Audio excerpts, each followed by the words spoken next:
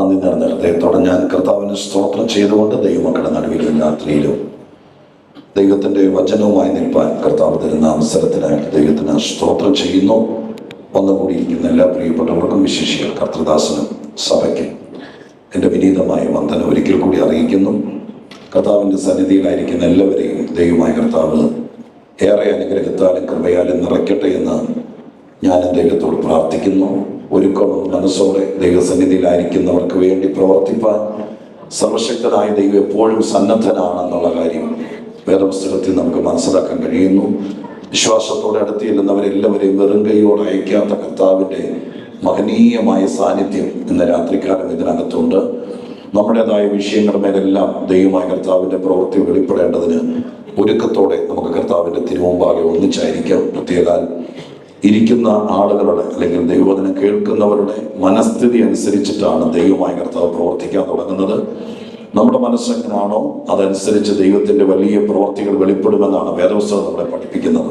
കർത്താവിൻ്റെ ശുശ്രൂഷയിലാണെങ്കിൽ പോലും കർത്താവ് പല കാര്യങ്ങളും മറച്ചു വെച്ചിരുന്നത് അല്ലെങ്കിൽ പറയാതെ വെച്ചിരുന്നത്, അത് പറയാൻ യേശുക്രിസ്തുവിന് പ്രേരണ ഉണ്ടായത് കേൾവിക്കാരുടെ മനോഭാവം അനുസരിച്ചിട്ടാണ്. ആളുകൾ ആകാംക്ഷഭരിതരാണെങ്കിൽ കർത്താവ് തന്റെ ഹൃദയം തുറക്കും. സ്തോത്രം. ഇന്ന് രാത്രി അങ്ങനെ ഒരു രാത്രിയാക്കി മാറ്റണം. നമുക്ക് പ്രതീക്ഷയുണ്ടെങ്കിൽ, നമ്മൾ വലിയ പ്രതീക്ഷയില്ല ദൈവസന്നിധിയിലായിരിക്കുന്നതെങ്കിൽ, ഒരിക്കലും കർത്താവ് ഒരിടത്തും പറയാത്തത്, നമ്മൾ ഇതുവരെ കേട്ടിട്ടില്ലാത്തത്, ഇന്ന് നമുക്ക് ആവശ്യമായത് നമ്മുടെ മധ്യത്തിൽ പറയാൻ ദൈവം വിശ്വസ്തനാണ്. സ്തോത്രം. അതിനൊരുപാട് തെളിവുകൾ ബൈബിളിൽ ഉണ്ടെങ്കിലും ഒരു വാക്ക് ഞാൻ നിങ്ങളോട് പറയാം. സഖായിയുടെ വീട്ടിൽ കർത്താവായ യേശു ക്രിസ്തു ചെല്ലുന്നത് ലൂക്കോസിന്റെ സുവിശേഷം 19-ാമത്തെ അധ്യായത്തിനകത്താണ്. 19-ാം അധ്യായം. യേശുവിനെ കാണാൻ ആഗ്രഹിച്ച ആ മനുഷ്യൻ, സ്തോത്രം, കർത്താവ് വരുന്നു എന്നറിഞ്ഞ് ഓടിപ്പോയി ഒരു കാട്ടത്തിയിൽ കയറി. ആ കാര്യങ്ങൾ നിങ്ങൾക്കറിയാം. സ്തോത്രം. കർത്താവ് അവനിരിക്കുന്ന മരത്തിന്റെ ചോട്ടിൽ നിന്ന് അവനെ വിളിച്ചിറക്കിയിട്ട് പറഞ്ഞു, സ്തോത്രം, ഇന്ന് ഞാൻ നിന്നോടുകൂടെ പാർക്കാൻ പോകുകയാണ്. അപ്പൊ ഒന്ന് കാണാൻ ആഗ്രഹിച്ചവനുടെ കൂടെ പാർക്കാൻ വരുന്നവനാണ് കർത്താവ്. സ്തോത്രം. അവിടെ മുതൽ നമ്മൾ ആ ഭാഗത്തെ മനസ്സിലാക്കണം. നമ്മുടെ മനസ്സിനകത്ത് യേശുവിനെ ഒന്ന് കണ്ടാൽ മതി, കർത്താവിനെ ഒന്ന് തൊട്ടാൽ മതി, ദൈവമായ കർത്താവിന്റെ സ്പർശനം ഒന്ന് ഉണ്ടായാൽ മതി എന്നൊരു ആകാംക്ഷ നമ്മുടെ അകത്തുണ്ടെങ്കിൽ കർത്താവ് അതിനേക്കാൾ വലുത് ചെയ്യുന്നവനാണ്. സ്തോത്രം. അത് നമുക്ക് വിശ്വാസത്തോടെ ഏറ്റെടുക്കാൻ, ദൈവസന്നിധിയിൽ വിശ്വാസത്തോടെ ഏറ്റെടുപ്പാൻ, ദൈവത്തിന്റെ സന്നിധാനത്തിൽ വളരെ പ്രതീക്ഷയോടെ നമുക്ക് കർത്താവിന്റെ സന്നിധാനത്തിലായിരിക്കാം. കർത്താവ് ചെയ്യുമെന്നുള്ള പ്രതീക്ഷയിലായിരിക്കാം. ലൂക്കോസിന്റെ സുവിശേഷത്തിന്റെ 19-ാം അധ്യായത്തിന്റെ 11-ാമത്തെ വാക്യം, ആ വാക്യം നിങ്ങളൊന്ന് ശ്രദ്ധിച്ച് അത് നമ്മളൊന്ന് പറഞ്ഞിട്ട് തിരുസന്നിധിയിൽ നമുക്ക് ശുശ്രൂഷയിലേക്ക് കിടക്കാം. 11-ാമത്തെ വാക്യം എന്താ എഴുതിയിരിക്കുന്ന? 11-ാം വാക്യം കേൾക്കണേ, ആ വാക്ക് ശ്രദ്ധിച്ചോണേ. അവർ എന്ന് വെച്ചാൽ സഖായിയുടെ വീട്ടിൽ കർത്താവ് ചില കാര്യങ്ങൾ പറയാം. വലിയ ഗംഭീരമായ മീറ്റിംഗ് അല്ല, ഇതുപോലത്തെ ഒരു വലിയ കോൺഗ്രിഗേഷൻ അല്ല, അപ്രതീക്ഷിതമായിട്ടുണ്ടായ, പെട്ടെന്നുണ്ടായ, സ്തോത്രം, ഒരു കൂട്ടായ്മ അല്ലെങ്കിൽ ഒരു സഖായിയുടെ വീട്ടിലേക്ക് യേശു ചെല്ലുമ്പോൾ യേശുവിൻ്റെ കൂടെ തന്നെയുണ്ട് ശിഷ്യന്മാരടക്കം 10-12 പേര്. പിന്നെ സഖായി ഒരു കേന്ദ്ര ഗവൺമെന്റ് ജീവനക്കാരൻ എന്ന് പറഞ്ഞാൽ ടാക്സ് കളക്ടറാണ് റോമൻ സർക്കാരിന്റെ. അപ്പൊ അതുകൊണ്ട് അദ്ദേഹത്തിന്റെ വീട് ഒരു വലിയ പശ്ചാത്തലത്തിലായിരിക്കാം. ജീവനക്കാരും ആളുകളൊക്കെ ആയിട്ട് ഒരു കൂട്ടം ആളുകൾ അവിടെ കണ്ടേക്കാം. അങ്ങനെ യേശു വരുന്നു എന്ന് കേട്ട് എല്ലാവരും കൂടി ഒരുമിച്ച്, സ്തോത്രം, അവിടെ ഒന്നിച്ച് സമ്മേളിച്ച് അവിടെ ഇരിക്കുന്ന സമയത്ത് കർത്താവ് അവരോട് പറയാൻ വേണ്ടി തുടങ്ങിയാണ്. കർത്താവിന്റെ സ്വഭാവം അതാണ്. 10 പേരെ ഒരുമിച്ച് കിട്ടിയാൽ കർത്താവ് അവരോട് സംസാരിക്കാനിടയാകും. കർത്താവിന്റെ പ്രഭാഷണ വിഷയം ദൈവരാജ്യമായിരുന്നു. ദൈവരാജ്യം പ്രസംഗിക്കുന്നവനായിരുന്നു കർത്താവ്. ദൈവരാജ്യ സംബന്ധമായ കാര്യങ്ങളാണ് കർത്താവ് എവിടെ ചെന്നാലും പറയുന്നത്. പക്ഷെ സഖായിയുടെ വീട്ടിൽ ചെന്നപ്പോൾ യേശുക്രിസ്തു പറഞ്ഞതിനെ കുറിച്ച് അവിടെ എഴുതിയിരിക്കുന്നത് ഇങ്ങനെയാണ്: അവർ അബ്രഹാമിന്റെ സന്തതിയായിരിക്കാൻ, മകനായിരിക്കാൻ ഇന്ന് ഈ വീടിന് രക്ഷ വന്നു. സ്തോത്രം. രക്ഷ വന്നു. കർത്താവ് കാണാതെ പോയതിനെ തെരഞ്ഞു രക്ഷിപ്പാനാണ് വന്നത് എന്നതൊക്കെയാണ് അവിടെ. അത് അത്രയേ പറഞ്ഞുള്ളൂ എന്ന് നമ്മൾ വിചാരിക്കരുത്. കുറച്ചുകൂടെ ഓപ്പൺ മൈൻഡിൽ വേണം നമ്മൾ ദൈവത്തിന്റെ വചനം പ്രസംഗിക്കാൻ. സ്തോത്രം. എനിക്ക് തുടങ്ങിയപ്പോൾ ഉണ്ടായിരുന്ന പോലെ വെച്ച് തരാമോ? തുടങ്ങിയപ്പോൾ സ്തോത്രം. ഇടയ്ക്ക് വലിച്ചത് അത്യം വെച്ചൊരു പ്രശ്നമായി. തുടക്കം എങ്ങനെയായിരുന്നു അതുപോലെ തന്നെ. സ്തോത്രം. അത് കറക്റ്റായിരുന്നു. ഓക്കെ, അതുപോലെ ഇരിക്കട്ടെ. ഇനി അനങ്ങരുത്. സ്തോത്രം. ഓക്കെ, കരപകർത്തി ഒന്നുകൂടെ കർത്താവിന്റെ സ്തോത്രം ചെയ്താട്ടെ. ദൈവസന്നിധി സ്തോത്രം. കേൾക്കുക. അപ്പോൾ യേശുക്രിസ്തു അവിടെ ചെന്ന് കർത്താവിൻ്റെ അവിടെ ചെന്ന് അവരെ കണ്ടപ്പോൾ ഈ കാര്യങ്ങളെ കുറിച്ച് പറഞ്ഞു. അല്പം ചില കാര്യങ്ങൾ ഞാൻ പറഞ്ഞുകൊണ്ടിരുന്നത്, അത്രയും 2 വാക്ക് മാത്രമാണ് യേശു പറഞ്ഞുള്ളൂ എന്ന് വിചാരിക്കരുത്. സ്തോത്രം. ആ പറഞ്ഞതിൻ്റെ സമ്മറിയാണ്. 1 മണിക്കൂറിടത്തോളം നമ്മളിവിടെ പ്രസംഗിക്കുമ്പോൾ നിങ്ങളിൽ പലരും എഴുതുന്നവരുണ്ട്. സ്തോത്രം. അപ്പോൾ ആ എഴുതുന്നത് ചിലപ്പോൾ ഒരു 4 വരിയായിരിക്കും 1 മണിക്കൂർ നേരത്തെ പ്രസംഗം എഴുതുന്നത്. ചിലർ 2 പേജ് നിറച്ചെഴുതും. അവരവരുടെ കപ്പാസിറ്റിയും അവരവരുടെ ആകാംക്ഷ അനുസരിച്ച് അതൊക്കെ ഇരിക്കുന്നത്. ലൂക്കോസ് അവിടെ എഴുതിയിരിക്കുന്നത്, ലൂക്കോസ് യേശുക്രിസ്തുവിന്റെ കൂടെ നടന്ന ഒരാളല്ല, ഈ വിഷയത്തിന് ദൃക്സാക്ഷിയല്ല. കാരണം പൗലോസിന്റെ സമകാലികനായിരുന്നു ലൂക്കോസ്, പൗലോസിന്റെ സഹയാത്രികനായിരുന്നു. അപ്പൊ ലൂക്കോസ് ഇതെല്ലാം ഇന്നലെ രാവിലത്തെ ശുശ്രൂഷയിലാന്ന് തോന്നുന്നു ഞാൻ പറഞ്ഞു, ഇതെല്ലാം അദ്ദേഹം സൂക്ഷ്മ പരിശോധന നടത്തി കളക്ട് ചെയ്തതാണ്.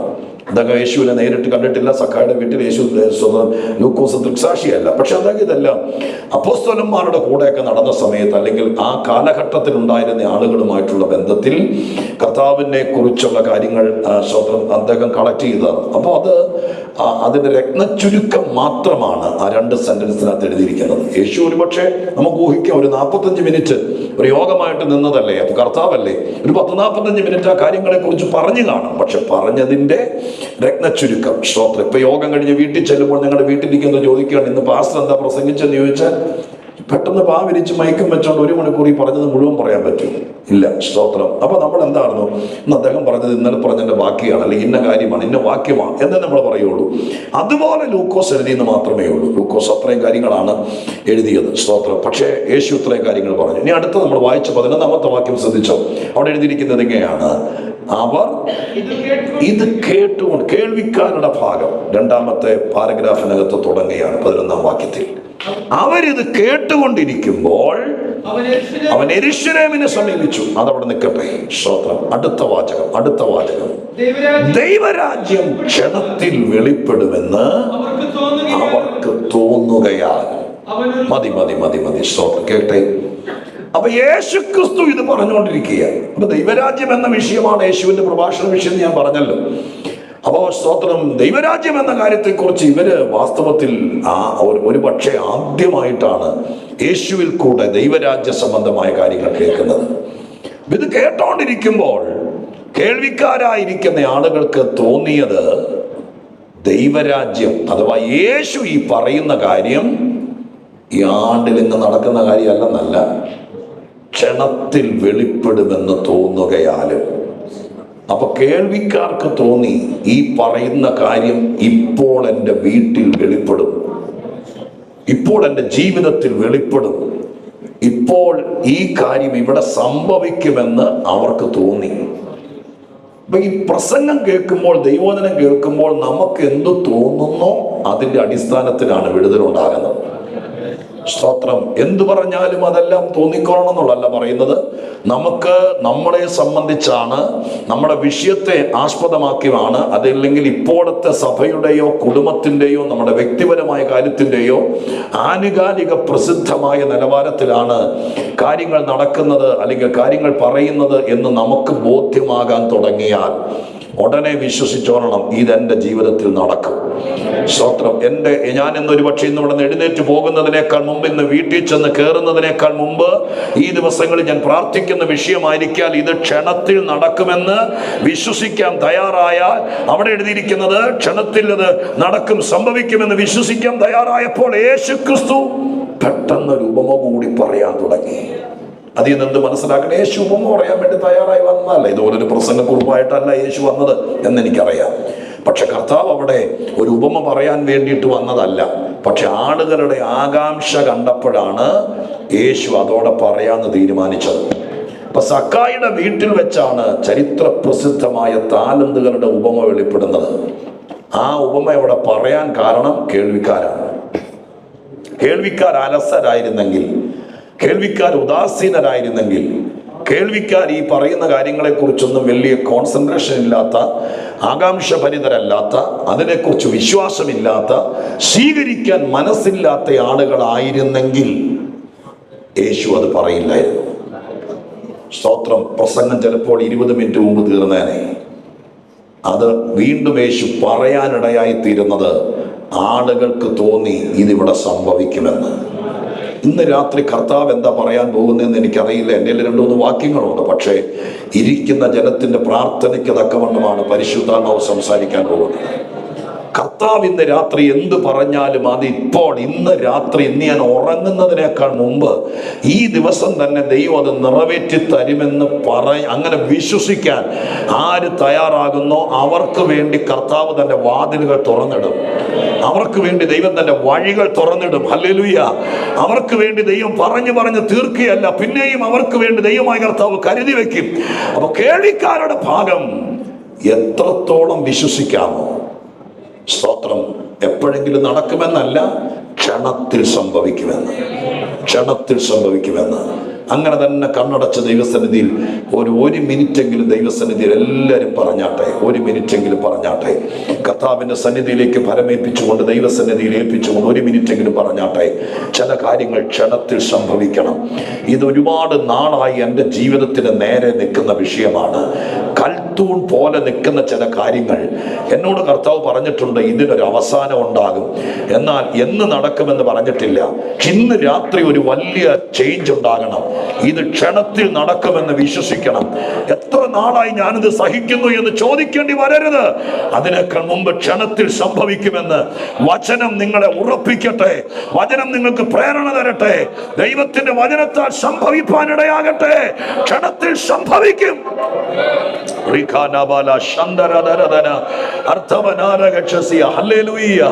ചില കാര്യങ്ങൾ ക്ഷണത്തിൽ സംഭവിക്കുമെന്ന് വിശ്വസിക്കാൻ ആര് തയ്യാറാകുന്നു അവരുടെ ജീവിതത്തിൽ കഴിഞ്ഞ നാളുകളിൽ കിറാമുട്ടികൾ പോലെ കിടക്കുന്ന ചില വിഷയങ്ങൾ, പ്രാർത്ഥിച്ചിട്ടും പരിഹാരമില്ലാത്ത കാര്യങ്ങൾ, പല പ്രാവശ്യം ദൂത് കേട്ടിട്ടും കാര്യങ്ങൾ നടക്കാത്തത് ഇന്ന് രാത്രി ക്ഷണത്തിൽ ആ വാക്ക് പറ, ക്ഷണത്തിൽ സംഭവിക്കും.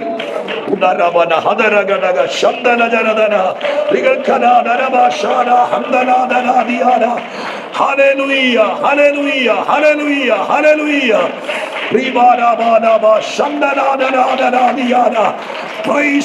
വിശ്വസിച്ചുകൊണ്ട് കരമടിക്കുന്നവരെല്ലാവരും പറഞ്ഞുകൊണ്ട് കരമടിക്ക്. ചില കാര്യങ്ങൾ ക്ഷണത്തിൽ സംഭവിക്കണം. താമസിച്ചു പോകരുത്, വേഗത്തിൽ സംഭവിക്കണം. ഈ പ്രാർത്ഥനയ്ക്കിടയിൽ സംഭവിക്കണം. ഇന്നലെ രാവിലെ മുതൽ സ്വർഗ്ഗം എന്റെ അകത്ത് തരുന്ന പ്രേരണയാണ്. പ്രാർത്ഥന തീരുന്നതിനേക്കാൾ മുമ്പ് ചിലരുടെ വിഷയത്തിൽ ദൈവം ഇടപെടണം.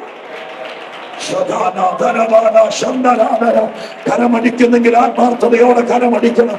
അന്യഭാഷ പറയുന്നെങ്കിൽ തുറന്ന മനസ്സോടെ സ്വത്രം ചെയ്യുന്നെങ്കിൽ ഹൃദയം നിറഞ്ഞ സ്വത്രം പറയണം. എന്ത് ചെയ്താലും പരമാർത്ഥ ഹൃദയത്തോടെ ഉദാസീനരാകാതെ ആത്മശക്തിയോടെ കൃപയോടെ ഉദരവന ശീതരാജ സന്ദരാജ നീക്കരാജ വിശ്വസിക്ക്. എന്റെ യേശു എന്ത് പറഞ്ഞാലും അത് സംഭവിക്കാനുള്ളതാണ്, നിറവേറാനുള്ളതാണ്. എന്ത് നിറവേറാൻ? ക്ഷണത്തിൽ വേഗത്തിൽ.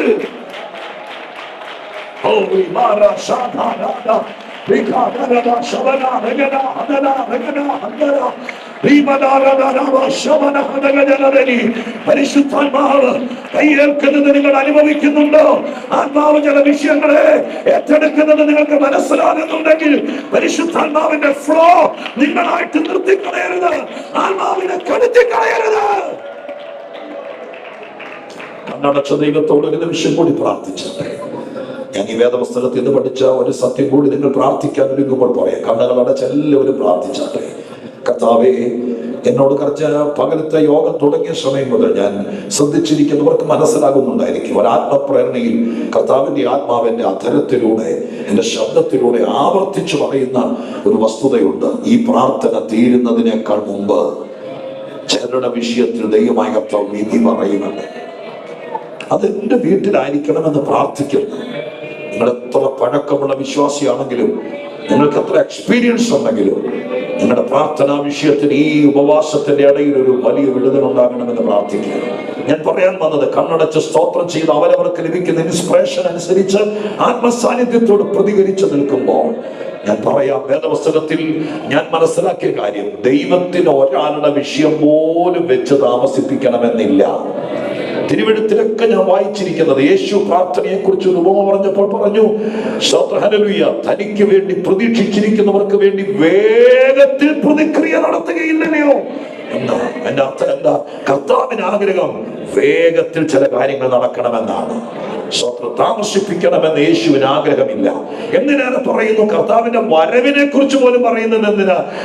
ഹല്ലേലൂയ. ചിലര് വിചാരിക്കുന്നത് പോലെ കർത്താവിന്റെ വരവ് താമസിക്കത്തില്ലെന്ന് എഴുതിയിരിക്കുന്നത്. പിന്നെ എന്താ താമസിക്കുന്നത്? ചിലര് കൂടി മാനസാന്തരപ്പെട്ടോട്ടെ എന്ന് ഓർത്തിട്ടാണ്. യേശുവിന്റെ ഭാഗത്തല്ല ഡിലേ ആകുന്നത്, നമ്മുടെ ഭാഗത്താണ്. മറുപടി താമസിക്കാൻ കാരണം പിശാചല്ല, സ്വർഗത്തിൽ തിരക്കുള്ളത് കൊണ്ടല്ല, കർത്താവ് വളരെ ബിസി ആയതുകൊണ്ടല്ല, എവിടെയൊക്കെയോ താഴെ ക്രമീകരണം വരാനുള്ളത് കൊണ്ടാണ്. ഇന്ന് രാത്രി അത് സംഭവിക്കണം. ഈ സഭയ്ക്കകത്ത് വന്നിരിക്കുന്ന ജനത്തിന്റെ ഇടയിൽ വേഗത്തിൽ ചില കാര്യങ്ങൾ നടക്കാൻ വേണ്ടി പരിശുദ്ധാത്മാവ് നമ്മളെ സഹായിക്കണം. നമ്മളിൽ നടക്കട്ടെ അത്. കർത്താവേ സംഭവിക്കട്ടെ അപ്പ, സംഭവിക്കട്ടെ, സംഭവിക്കട്ടെ. എല്ലാ കുറവുകളും തീർക്കണേ, എല്ലാ ബലഹീനതകളും മാറ്റണേ. ഒരറ്റം മുതൽ കത്ത് പിടിക്കുന്നത് പോലെ, തീ പിടിക്കുന്നത് പോലെ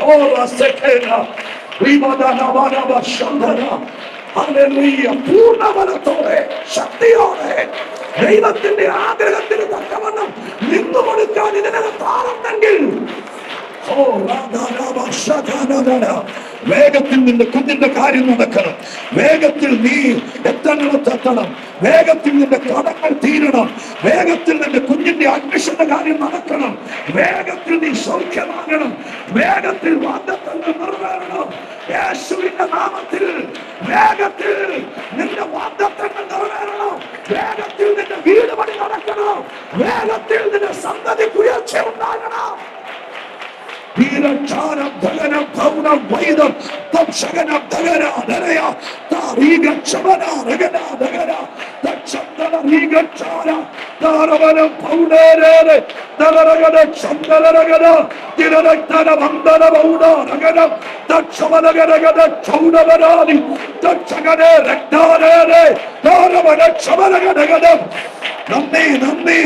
നന്ദി. പരിശുദ്ധാത്മാവ് ഇതിനകത്ത് ശക്തമായി ചലിക്കുന്നുണ്ട്. ഞാൻ ഇന്ന് രാത്രി വിശ്വസിക്കുന്നു, ഇവിടെ ആരാധന നടക്കുമ്പോൾ, ഇവിടെ ജനം വിശ്വസിക്കുമ്പോൾ ദൂരത്തെവിടെയോ വേഗത്തിൽ പ്രതിക്രിയ നടക്കാം. Thank you, Jesus. Hallelujah.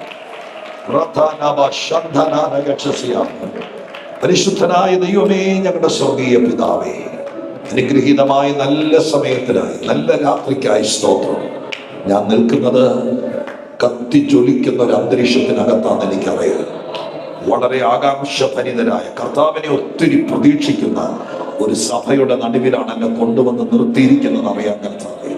അതുകൊണ്ട് ഞാൻ അക്കമഴിഞ്ഞ് വിശ്വസിക്കുന്നു, അടിയന്റെ വായിലൂടെ അടർന്നു വീഴുന്ന ആത്മാവ് പറയുന്ന കാര്യങ്ങൾ ഈ ജനത്തിന് അതുപോലെ ഫലിക്കും. ഇനി രാജ്യത്തുനിന്ന് മടങ്ങുന്നതിനേക്കാൾ മുമ്പ് ചില സാക്ഷ്യങ്ങൾ ഉണ്ടാകും. ഒരിക്കലും നടക്കില്ലെന്ന് വിചാരിച്ച കാര്യങ്ങൾ പകല് ഞങ്ങൾ കേട്ടതുപോലെ ഞങ്ങളുടെ ദൈവത്തോട് പറയുമ്പോൾ ദൈവം അത് സാധിപ്പിക്കും.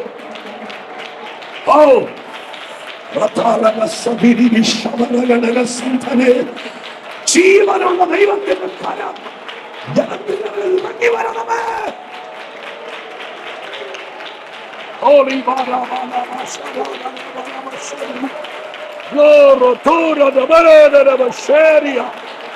Yes.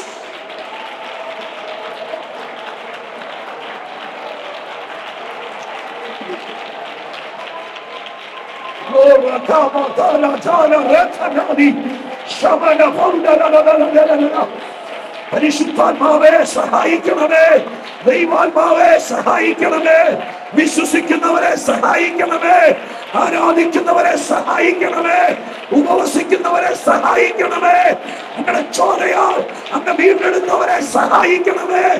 പരിശുദ്ധാത്മാവത് ചെയ്യണമേ.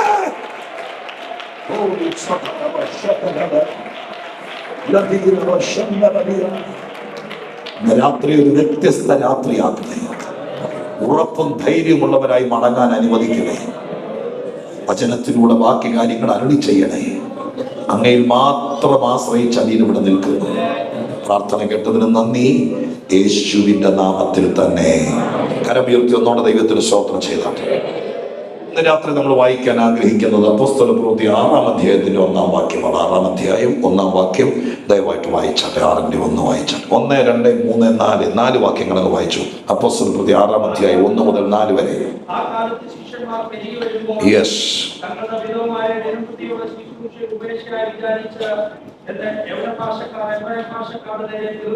അടുത്തത്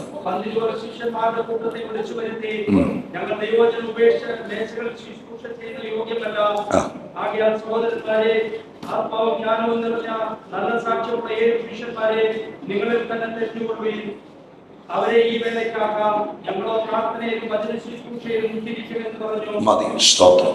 ഇന്നലെ ഞാൻ പറഞ്ഞിരുന്നല്ലോ, അപ്പോസ്തല പ്രവൃത്തിയിൽ 6 പ്രാവശ്യം ആ കാലത്ത് എന്നുള്ള വാക്കുകൊണ്ട് സ്തോത്രം കാലഘട്ടത്തെ മാറ്റി വരുത്തുന്നത് പോലെ, അല്ലെങ്കിൽ സഭയുടെ ആത്മതലങ്ങളെ മാറ്റുന്ന ഒരു ടോൺ ശരിക്കും അപ്പോസ്തല പ്രവൃത്തിയിൽ 6 ഘട്ടങ്ങളിലായി കാണാൻ കഴിയുന്നുണ്ട്. ഞാൻ സ്തോത്രം കൊറോണ കാലത്തിന് ശേഷം അടുത്ത കാലത്ത് ഈ അപ്പോസ്തല പ്രവൃത്തിയുടെ പുസ്തകങ്ങളൊക്കെ എൻ്റെ ഉപവാസത്തിലും പ്രാർത്ഥനയിലുമാണ് കൂടുതലും ഒരു പുസ്തകം, ഒരു ലേഖനമൊക്കെ ഇരുന്ന് ധ്യാനിക്കുകയും പഠിക്കുകയും ചെയ്യുന്നത്.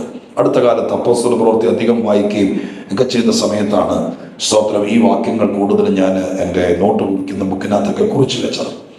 1-2 വാക്കുകളൊക്കെ അവിടെ ഇവിടെയൊക്കെ പ്രസംഗിച്ചിട്ടുണ്ടെങ്കിലും ഈ 6 കാര്യങ്ങൾ ഒരാഴ്ച നീണ്ടു നിൽക്കുന്ന ഒരു മീറ്റിംഗ് ഇവിടെ നടക്കുമ്പോൾ ഇവിടേക്ക് വരുന്നതിനേക്കാൾ മുമ്പ് ഒരു കർത്തൃദാസൻ എന്ന നിലയ്ക്ക് കൈയും വീശി വരാതെ നിങ്ങൾക്ക് തരാനുള്ള ദൈവത്തിന്റെ ദൂതുമായി ഒരുക്കപ്പെട്ട് പ്രാർത്ഥിക്കുന്ന സമയത്താണ് ആത്മാവ് ഈ 6 കാര്യങ്ങളെ ബോധിപ്പിച്ചത്. വീണ്ടും അത് നിങ്ങളുമായി പങ്കുവെക്കാൻ ഒരു ആത്മപ്രേരണ പരിശുദ്ധാത്മാവിന്റെ ഹൃദയത്തിൽ തന്നതുകൊണ്ട് എനിക്ക് ഉറപ്പുണ്ട് ഈ വാക്കിനകത്തൊക്കെ ഭയങ്കര വിടുതലുകൾ കിടക്കുന്നുണ്ട്. അപ്പൊ അത് സംഭവിക്കാൻ വേണ്ടി പ്രതീക്ഷയോടെ ഞാൻ 6 കാര്യങ്ങൾ ഇന്നലെ രാത്രി നമ്മൾ പറഞ്ഞത്. എല്ലാ ദിവസവും എല്ലാവരും വരാൻ പറ്റത്തില്ലെന്ന് എനിക്കറിയാമെങ്കിലും ഇന്നലെ നമ്മൾ ചിന്തിച്ചത് 1:15 ആ കാലത്ത് സ്തോത്രം എന്ന് പറഞ്ഞുകൊണ്ട് ആരംഭിച്ചത്. അന്ന് ഏകദേശം 10 ദിവസക്കാലം ഒരു 120 പേർ ഒന്നിച്ച് ഒരു മുറിക്കകത്തിരുന്ന് പ്രാർത്ഥിക്കുകയാണ്. ആ പ്രാർത്ഥന നടക്കുന്നു. ഒരുപാട് നാളൊന്നും പ്രാർത്ഥിച്ചില്ല. എല്ലാവരും കൂടി ചേർന്ന് ഒരു 10 ദിവസം. ഞാൻ അതിൽ നിന്നൊരു കാര്യം പറയാം.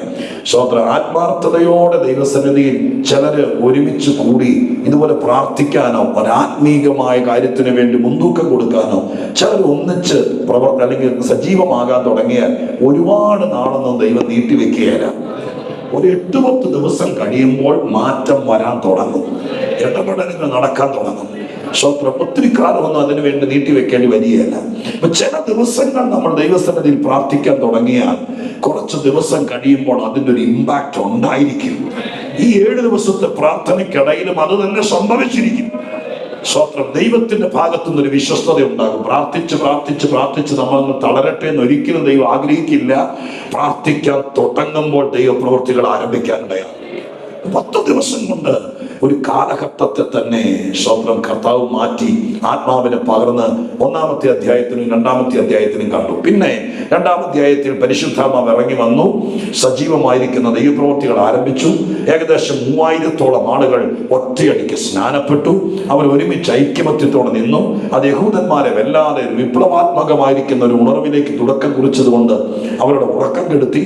മാത്രമല്ല, യേശുക്രിസ്തുവിനെ ക്രൂശിച്ചതോടുകൂടെ യഹൂദന്മാർ വിചാരിച്ചു പ്രശ്നങ്ങൾ കലുഷിതമായിരിക്കുന്ന കാര്യങ്ങൾക്ക് അവസാനം വന്നു എന്ന് വിചാരിച്ചു. പക്ഷേ പരിശുദ്ധാത്മാവ് വന്നതോടുകൂടി കാര്യങ്ങൾ അവർ വിചാരിച്ചതിനേക്കാൾ മറ്റൊരു തരത്തിലായി.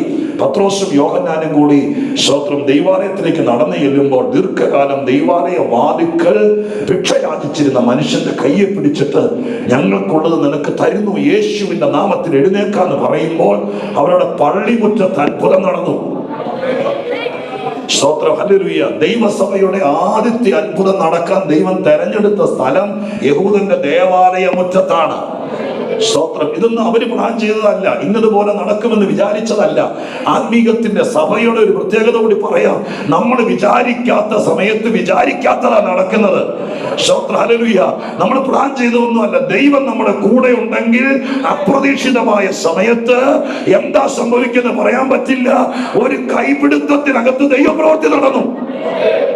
ആ മനുഷ്യൻ തുള്ളിച്ചാടി നേരെ ദൈവാലയത്തിനകത്ത് കയറി. അത് യഹൂദന്മാരെ ഭയങ്കരമായിട്ട് പ്രകോപനം ഉളവാക്കി. അവരെ വീണ്ടും അസ്വസ്ഥരായി.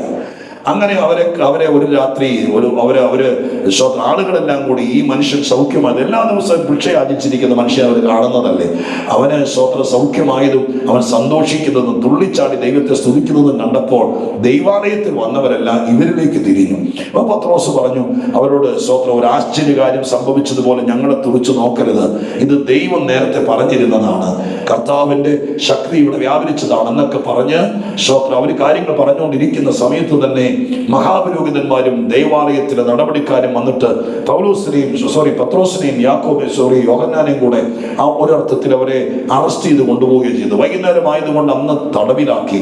അടുത്ത ദിവസം കോടതി സെനദ്രീം സംഘം മുഴുവൻ ഒന്നിച്ചുകൂടി അവരെ വിസ്തരിച്ചിട്ട് അവരെ യേശുവിന്റെ നാമത്തിൽ മേലിൽ സംസാരിച്ചു പോകരുതെന്ന് പറഞ്ഞ് അവർ വാണിംഗ് ചെയ്ത് വിട്ടയച്ചു. അവർ പോയി പ്രാർത്ഥിച്ചിട്ട് ദൈവാത്മാവിന്റെ നടത്തിപ്പിൽ അവർ പദ്ധതി നിർത്തിയില്ല. യേശുവിന്റെ നാമത്തിൽ പിന്നെയും പ്രസംഗിക്കാൻ തുടങ്ങി. 5-ാം അധ്യായത്തിലേക്ക് എത്തിയപ്പോൾ സഭയ്ക്കകത്ത് അല്ലെങ്കിൽ വന്നവരുടെ ഇടയിൽ അവര് അവിശ്വസ്തരായപ്പോൾ നടപടികൾ ഉണ്ടായി. അതൊക്കെ വിട്ടുകളയുന്നു. അത് കഴിഞ്ഞപ്പോഴാണ് 6-ാം അധ്യായത്തിലേക്ക് എത്തുന്നത്. 6-ാം അധ്യായത്തിലേക്ക് എത്തുമ്പോഴേക്കും നമ്മൾ വായിച്ചത് ഇങ്ങനെയാണ്: ആ കാലത്ത് എന്ന് പറഞ്ഞുകൊണ്ട് അവിടെ ആരംഭിക്കുക, മറ്റൊരു ഷിഫ്റ്റിംഗ് നടക്കുക, മറ്റൊരു സംഭവത്തിന് തുടക്കം കുറിക്കുകയാണ്. 4-5 അധ്യായങ്ങൾ പിന്നിട്ട് കഴിഞ്ഞപ്പോൾ 6-ാം അധ്യായത്തിലേക്ക് കയറുമ്പോൾ എഴുതിയിരിക്കുന്നത് ഇങ്ങനെയാണ്: ശിഷ്യന്മാർ പെരുകി വരുമ്പോൾ എന്ന് പറഞ്ഞാൽ അവിടെ എഴുതിയിരിക്കുന്ന വാക്ക് മൾട്ടിപ്പിൾ ചെയ്യുക, പെരുകുക.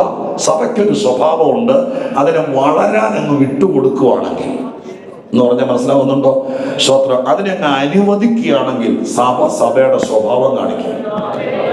എന്നോട് ഞാൻ ആ വാക്ക് പറയാം. ഹല്ലേലൂയ. നമ്മളതിന്റെ കൂമ്പടപ്പിക്കാതിരുന്നാൽ, നമ്മളതിന്റെ മേൽ ഭാരം കയറ്റി വെക്കാതിരുന്നാൽ, നമ്മളതിനെ ഇല്ലാതാക്കാതിരുന്നാൽ, അതിനെ എങ്ങനെ പരിപോഷിപ്പിക്കാമോ അങ്ങനെ പരിപോഷിപ്പിക്കുകയാണെങ്കിൽ ഏത് നാട്ടിലാണെങ്കിലും സഭയുടെ ജയം കാണിക്കും. ഏറ്റവും കഠിനമായ കാലമായിരുന്നു 1-ാം നൂറ്റാണ്ടിൽ. അവരെ എതിർത്തു, കണ്ണിൽ എണ്ണയൊഴിച്ച് കാത്തിരുന്നു, നിയമങ്ങൾ ഉണ്ടാക്കി, അവരെ കൊണ്ട് പ്രസംഗിപ്പിക്കാതെയാക്കി, ഇങ്ങനെയൊക്കെ കാര്യങ്ങൾ ചെയ്തു. എങ്കിലും സഭ ഒതുങ്ങി എന്നല്ല എഴുതിയിരിക്കുന്നത്, സഭ വളരാൻ തുടങ്ങി. ഹല്ലേലൂയ. സഭയ്ക്കകത്തൊരു സഭ വളർന്നു എന്ന് പറയുമ്പോൾ നിങ്ങൾ എന്താ വിചാരിക്കുന്നത്? കെട്ടിടം വലുതായെന്നോ, പാർക്കിംഗ് ഏരിയ കൂടിയെന്നോ, അല്ലെങ്കിൽ സിസ്റ്റവും ഇൻസ്ട്രുമെന്റ് എല്ലാം മാറി എന്നുള്ളതല്ല വിഷയം. സഭ എന്ന് പറയുന്നത് ബിൽഡിംഗ് അല്ലല്ലോ, ഈ ഇരിക്കുന്ന ആളുകളല്ലേ. ഹല്ലേലൂയ. എണ്ണത്തിൽ പെരുകുക മാത്രമല്ല, ഒരു സഭയുടെ വർധനവെന്ന് പറയുമ്പോൾ ഇരിക്കുന്ന ആളുകൾക്കെല്ലാം മാറ്റം ഉണ്ടാകാൻ തുടങ്ങും. അവരുടെ സ്പിരിച്വാലിറ്റി മാറും, അവരുടെ സമാധാനത്തിന് മാറ്റം വരും, അവരുടെ ആത്മീയ ശക്തിക്ക് മാറ്റം വരും, അവരുടെ സ്വസ്ഥതയ്ക്ക് വ്യത്യാസം ഉണ്ടാകും, അവരുടെ ബലം വർദ്ധിക്കും, അവരുടെ പ്രാർത്ഥനയിൽ വൻ കാര്യങ്ങൾ നടക്കും, അവർക്ക് പ്രതീക്ഷയുണ്ടാകും, അവരത് ഉപയോഗിക്കാൻ തുടങ്ങും. ഇതെല്ലാം കൂടി ചേരുന്നതാണ് വേദപുസ്തകം പറയുന്ന വളർച്ച. ഹല്ലേലൂയ. എണ്ണത്തിൽ മാത്രം പെരുകുന്ന കൂട്ടായ്മകൾ കണ്ടേക്കാം. പക്ഷേ കുറെ കഴിയുമ്പോൾ എണ്ണത്തിൽ മാത്രം, നമ്മുടെ കേരളത്തിൽ പോലും കഴിഞ്ഞ 10 വർഷത്തെ 15 വർഷത്തേക്ക് ചരിത്രമെടുത്താൽ ഒരു നിരീക്ഷണ പാഠവത്തോടെ നമ്മൾ കാണുവാണെങ്കിലുള്ള കാര്യം പറയാം. എണ്ണത്തിൽ മാത്രം പെരുകാൻ വേണ്ടിയിട്ട് ഫോക്കസ് ചെയ്താൽ കുറെ കഴിയുമ്പോൾ എങ്ങനെയെങ്കിലും അത് ചീട്ടുകൊട്ടാരം പോലെ പൊളിയാൻ തുടങ്ങും. അല്ലെങ്കിൽ നിങ്ങളുടെ മനസ്സിനകത്തൊരു സഭക്കാരെയൊന്നും നമ്മൾ പറയണ്ട, എന്നാൽ പോലും മനസ്സിൽ നോക്കിക്കുക. എന്നാൽ സഭയുടെ വളർച്ച എന്ന് പറയുന്നത് എണ്ണത്തിൽ മാത്രമല്ല, ഇരിക്കുന്ന ആൾക്കാരുടെ ആത്മീയതയിലൂടെയുള്ള വളർച്ച ഉണ്ടാവണം. അങ്ങനെയാണെങ്കിൽ അതിനെ പൊട്ടിക്കാൻ പറ്റിയാണ്. അതിനാണ് ഇടയ്ക്കിടയ്ക്ക് ഇതുപോലത്തെ ഉപവാസ പ്രാർത്ഥനകൾ വെക്കുന്നത്, ബൈബിൾ ക്ലാസ്സുകൾ വെക്കുന്നത്, നമ്മൾ ആരാന്ന് ബോധിപ്പിക്കാൻ വേണ്ടി പരിശുദ്ധാത്മാവ് നമുക്ക് ഇതുപോലെ അവസരങ്ങൾ തരുന്നത്. അതിനകത്തൊക്കെ പങ്കെടുത്തെങ്കിലല്ലേ നമുക്ക് അതുപോലെ വളരാൻ പറ്റുള്ളൂ. അല്ലെങ്കിൽ നിങ്ങൾ സഭയ്ക്കകത്തേക്കും മനസ്സുള്ളവർ, കണ്ണുള്ളവർ, ഗ്രഹിക്കാൻ കഴിവുള്ളവർ എത്തി നോക്കണം. സഭയോട് ബന്ധപ്പെട്ട് ഇപ്പൊ എല്ലാ കാര്യത്തിലുമൊക്കെ ഏറ്റവും എല്ലാവർക്കും നിൽക്കാൻ പറ്റിയിരിക്കുകയില്ല. എങ്കിലും തിരക്കിനിടയിൽ കുഞ്ഞുങ്ങളും കുടുംബമായിട്ട് സഭയോട് ചേർന്ന് നിന്ന് ആത്മീക കാര്യങ്ങളിൽ ഉത്തരവാദിത്തപ്പെട്ട് നിൽക്കുന്നവരെ നോക്ക്. അവരുടെയൊക്കെ ജീവിതത്തിൽ പ്രതിസന്ധികളോ അല്ലെങ്കിൽ പരിശോധനകളൊക്കെ കണ്ടേക്കാം. പക്ഷെ അതിനൊക്കെ തരണം ചെയ്യാൻ മറ്റു പലർക്കും ഉള്ളതിനേക്കാൾ അസാധാരണമായ കൃപ ദൈവസഭയോട് പറ്റി നിൽക്കുന്നവർക്ക് ദൈവം കൊടുക്കുമെന്ന കാര്യം ഇതിനകത്തിരിക്കുന്നവരും അനുഭവിക്കുന്നുണ്ടാകും. ഒരു വഴിവാക്കനെ പോലെ നമ്മള് സഭയെ കണ്ടാൽ, കാഴ്ചക്കാരനായി കണ്ടാൽ ദൈവം അങ്ങനെ തന്നെയായിരിക്കും. പക്ഷെ നമ്മൾ ഇതിന് സീരിയസ് ആയാൽ ദൈവം നമ്മളോടുള്ള ബന്ധത്തിൽ അങ്ങനെ തന്നെയായിരിക്കും. ഇപ്പൊ ദൈവസഭ 6-ാം അധ്യായത്തിലേക്ക് എത്തിയപ്പോഴേക്കും സഭ അങ്ങ് പെരുകാൻ തുടങ്ങി. സ്തോത്രം. ഒന്നും രണ്ടെന്നല്ല, അതിനേക്കാൾ അപ്പുറത്തേക്കൊക്കെ എണ്ണത്തിൽ പെരുകാൻ തുടങ്ങി. സ്തോത്രം. പുരോഹിതന്മാരടക്കമുള്ള ആളുകൾ മാനസാന്തരത്തിലേക്ക് വരാൻ തുടങ്ങി. അതുകൊണ്ട് ഞാൻ വീണ്ടും ഇവിടുത്തെ സഭയോട് പറയാം, എത്ര വർഷം പഴക്കം ഉണ്ടെങ്കിലും, ഏത് കാലത്താണ് നമ്മൾ ജീവിക്കുന്നതെങ്കിലും, നിയമപരമായിട്ട് സ്വാതന്ത്ര്യം ഉണ്ടോ ഇല്ലയോ, നമുക്ക് എതിരുണ്ടോ, പിശാചിന്റെ പ്രവൃത്തിയുണ്ടോ, ഇതൊന്നും നമ്മൾ നോക്കരുത്. ദൈവസന്നിധിയിൽ നിങ്ങൾ വിശ്വാസത്തോടെ, സ്തോത്രം, മനസ്സോടെ ദൈവസന്നിധിയിൽ വിശ്വസിക്കണം. ഞാനാണ് സഭ, എന്നെയും കൂടി ചേർത്ത് വെച്ചതാണ് സഭ. ഞാൻ ഒരിക്കലും എന്നെ തന്നെ ഒതുക്കാതിരുന്നാൽ, ഒരുവനെ കൊണ്ട് ഒരുവൻ ഒടുങ്ങിപ്പോകാതിരുന്നാൽ, എല്ലാരും കൂടി ഒരുമിച്ച് നിന്നാൽ, സ്വന്തം ദൈവമായ കർത്താവ് എവിടെ നിന്നൊക്കെയാണ് ആളുകളെ വരുത്തുന്നത് പറയാനൊക്കെയല്ല. അതിന് മനസ്സ് വെച്ചാൽ എവിടെ നിന്നൊക്കെയാണ് കർത്താവ് ചെയ്യാൻ പോകുന്നതെന്ന് പറയാനൊക്കെയില്ല. ഞാൻ ചർച്ച് ഓഫ് ഗോഡിന്റെ ഇവിടുത്തെ സഭയെ കരമുയർത്തി അനുഗ്രഹിച്ചോടി വാക്ക് പറയുക. ഇവിടുത്തെ സഭയുടെ സ്വഭാവം വെളിപ്പെടുത്തുന്ന ഒരു കൂട്ടം ആളുകളെ അല്ല, ചില മനുഷ്യരുടെ അല്ല, ചില ആത്മീക മുതലാളിമാരുടെ അല്ല, സഭയെ കുറിച്ച് ദൈവം പറഞ്ഞിരിക്കുന്ന ആ സ്വഭാവം അതിവിടെ വെളിപ്പെടാൻ തുടങ്ങിയ അതിവിടെ വെളിപ്പെടാൻ തുടങ്ങിയാണ്. അങ്ങനെ പറഞ്ഞാൽ മനസ്സിലായോ? ഒരാൾ സഭയിലേക്ക് വരുമ്പോൾ സഭയുടെ സ്വഭാവം, സ്തോത്രം, ഒരു പുതിയ ആൾ, ചിലപ്പോൾ വളരെ ബുദ്ധിമുട്ടുള്ള ആളായിരിക്കാം, സ്തോത്രം, ഞെരുക്കമുള്ള ആളായിരിക്കാം, ചിലപ്പോൾ എന്താ പറയാ, കടം കയറി വിസയം തീർന്ന് എല്ലാം തീർന്ന് ആകപ്പാടെ പണവും തീർന്ന് നാട്ടിൽ തിരിച്ചു ചെല്ലാൻ പറ്റാത്ത ഒരാള് രക്ഷപ്പെടാൻ വേണ്ടി പ്രാർത്ഥിക്കാൻ ചെന്നാൽ ദൈവം വിടുവിക്കുമെന്ന് കേട്ടുകൊണ്ട് ഒരു സഭയ്ക്കകത്തേക്ക് വരുമ്പോൾ സഭയുടെ ഒരു സ്വഭാവമുണ്ട്. കണ്ടാ വേണ്ടാത്ത, കൈ കൊടുക്കാത്ത, സ്തോത്രം, ഏതെങ്കിലും മൂലയിൽ ഇരുത്തിയിട്ട് നമ്മൾ കെട്ടുമുട്ടും നോക്കിയിട്ട് മഹാപുരോഹിതൻ യാഗത്തിൽ കൊണ്ടുവന്ന ആടിനെ നോക്കുന്ന പോലെ എല്ലാം പരിശോധിച്ചിട്ട് നമുക്ക് ചേരില്ലെന്നും പറഞ്ഞ് ഇറക്കി വിടുവാണെങ്കിൽ അതല്ല സഭയുടെ സ്വഭാവം. പിന്നെയോ, തകർന്നൊരു മനുഷ്യനെ കയ്യിൽ കിട്ടിയാൽ ഞങ്ങൾക്കൊരു ദൈവമുണ്ട്, ഈ ദൈവമാണ് ഞങ്ങളെ മാറ്റിയത്, ഞങ്ങൾ നിന്നേക്കാൾ തകർന്നവരായിരുന്നു, ഈ കർത്താവിന്റെ കരത്തിൽ നിന്ന് ശക്തിയുണ്ട് എന്ന് പറഞ്ഞ് ചേർത്ത് പിടിച്ചാൽ സ്വർഗസ്ഥനായ ദൈവം സഭയുടെ സ്വഭാവം കാണിക്കാൻ തുടങ്ങിയാൽ, ഞാൻ പരിശുദ്ധാത്മാവിൽ പറയാം, ഭയങ്കരമായ ഇൻക്രീസ് ദൈവാത്മാ കർത്താവ് ഇതിനകത്ത് എണ്ണത്തിലും ആത്മീയത്തിലും സമ്പത്തിലും എല്ലാം തരാൻ വിശ്വസ്തനാണ്. സഭയുടെ സ്വഭാവത്തിൽ ഒരിക്കലും തൊട്ട് കളിക്കാൻ ആരെയും സമ്മതിക്കരുത്. സ്തോത്രം. അതൊരിക്കൽ കൂടി ഞാൻ പറയാം, സഭയോടുള്ള ബന്ധത്തിൽ, അല്ലെങ്കിൽ പിന്നെ നമ്മളൊരു മതമായിട്ട് ഒരു സാമൂഹ്യ സംഘടനയായിട്ട് അങ്ങ് ഒതുങ്ങിപ്പോകും. പക്ഷെ സഭയുടെ സ്വഭാവത്തിൽ നിന്നാൽ, സ്തോത്രം, കരുണ, ആർദ്രത, മനസ്സലിവ്, വിശുദ്ധി, ഇതൊക്കെ സഭയുടെ സ്വഭാവം എന്നുള്ളത് ഒരു ബൈബിൾ ക്ലാസ് ആണ്. സ്തോത്രം. നിങ്ങളാരെങ്കിലും തന്നെ അതിനുവേണ്ടി പ്രത്യേകിച്ച് ഒരാളെ ഇറക്കൊന്നും വേണ്ട, നിങ്ങൾ തന്നെ ദൈവത്തിന്റെ വചനം കൈകാര്യം ചെയ്യുന്ന ആളുകൾ വിഷയാസ്പദമായിട്ട് കൈകാര്യം ചെയ്യുക. വചനം പഠിക്കുകയും സംസാരിക്കുകയും ചെയ്യാൻ ഇവിടെ അനുവാദം, അതിനൊക്കെയുള്ള ക്രമീകരണം ഉണ്ടെങ്കിൽ നിങ്ങൾ സബ്ജക്ട് ബേസിൽ കാര്യങ്ങൾ കുറച്ച് ദിവസം കൊണ്ട് പഠിക്കുക, മുഴങ്കാലമേലിരുന്ന് പഠിക്കുക. കർത്താവേ, സഭയുടെ സ്വഭാവം എന്താന്ന്, സ്തോത്രം, ഇവിടുത്തെ എന്താ പറയാ, സീനിയർ ക്ലാസ്സിലൊക്കെ പറഞ്ഞു കൊടുക്കാൻ പറ്റുമെങ്കിൽ പറഞ്ഞു കൊടുക്കുക, പിള്ളേർക്ക് പറഞ്ഞു കൊടുക്കുക. അപ്പൊ ആ സ്വഭാവം ഇതിനകത്ത് പകരാൻ തുടങ്ങുമ്പോൾ ആളുകൾക്ക് അതിന്റെ സുരക്ഷിതത്വം കിട്ടാനിടയാണ്. എന്താണെങ്കിലും ഞാൻ ഈ വാക്യത്തിലേക്ക് വരാം. സഭ പെരുകാൻ തുടങ്ങിയപ്പോൾ ഒരു പ്രശ്നമുണ്ടായി. സ്തോത്രം. പ്രശ്നമുണ്ടായി. ആളുകൾ എണ്ണത്തിൽ കൂടുമ്പോൾ ഈ 6-ാമത്തെ അധ്യായത്തിനകത്ത് പെരുകാൻ തുടങ്ങിയപ്പോൾ സന്തോഷമാണ്. സഭ എണ്ണത്തിൽ പെരുകുന്നത് ഒരു സഭയെ സംബന്ധിച്ച്, കർത്തൃദാസന്മാരെ സംബന്ധിച്ച്, വിശ്വാസികളെ സംബന്ധിച്ച് സന്തോഷമാണ്. എല്ലാ ആഴ്ചയിലും പുതിയ ആളുകൾ നിങ്ങളുടെ കൂടെ ആരാധനയ്ക്ക് വരുവാണെങ്കിൽ നിങ്ങൾ എന്തോ പറയും? പാസ്റ്ററോട് പറയും, ഇങ്ങനെ ആൾ കൂടിയാൽ നമ്മൾ എന്ത് ചെയ്യും പാസ്റ്ററെ? കസേരയില്ല, സ്തോത്രം, ആകപ്പാടെ എല്ലാവരും കൂടി വന്ന് ഉഷ്ണവും ചൂടുമാണ്, അതിനകത്ത് വന്നിരുന്നിട്ട് വലിയ മെനക്കേടാണ്, കഷ്ടമാണ് ഈ കാണിക്കുന്നതെന്ന് പറയുമോ? അങ്ങനെ പറയുന്നവരുണ്ടെങ്കിൽ ഇന്നേ രാജിക്കത്ത് കൊടുത്തിട്ട് പോകുക നല്ലത്. സ്വാഭാവികമായിട്ടും അങ്ങനെ ഒരാൾ എല്ലാ ആഴ്ചയിലും വന്നിട്ട് പാസ്റ്റർ പറയുകയാണ്, ഇന്ന് 4 പേര് പുതുതായിട്ട് വന്നിട്ടുണ്ട്, സ്തോത്രം, അവർക്ക് യേശു ആരാന്നറിയാൻ വയ്യാത്തവരാണ്, നമ്മളവരെ സ്തോത്രം കൈക്കൊള്ളണം, സന്തോഷത്തോടെ നിങ്ങൾക്ക് അവരെ അടുത്തറിയാനും സ്നേഹിക്കാനൊക്കെ പറ്റുമെന്ന് പറഞ്ഞ് അങ്ങനെ എല്ലാ ആഴ്ചയിലും കേൾക്കുവാണെങ്കിൽ സഭയുടെ അന്തരീക്ഷമേ മാറിക്കിട്ടും. എപ്പോഴും പെരുകുന്നത് നല്ലതാണ്, ഇഷ്ടമാണ്. പക്ഷേ നമ്മളൊരു കാര്യം കാലേ കൂട്ടി അറിഞ്ഞിരിക്കണം. സ്തോത്രം. ഒരു ഭാഗത്ത് ഇതൊക്കെ നടക്കുമ്പോൾ നമുക്കാണെങ്കിൽ പോലും സ്വന്തം ആത്മീക വർധനം ഉണ്ടാകുമ്പോൾ, ശുശ്രൂഷയ്ക്ക് ഒരുപാട് മുഖാന്തരം ഉണ്ടാകുമ്പോൾ, ആത്മാക്കൾ വർദ്ധിക്കുമ്പോൾ, നമുക്ക് ദൈവമായ കർത്താവ് നന്മകളും കൃപകളും ഒക്കെ തരുമ്പോൾ, ഇതിന്റെ പുറകിൽ അസൂയപ്പെട്ട് പ്രവർത്തിക്കുന്ന ഒരു പൈശാചിക ശക്തിയുണ്ട്. നീ ഒതുങ്ങിക്കൂടി എന്നും ചവിട്ടുകൊട്ടേ കിടക്കുവാണെങ്കിൽ ഒരു കാര്യം പറയാം, ആ ഒരു പ്രശ്നം മാത്രമേ ഉണ്ടാവൂ.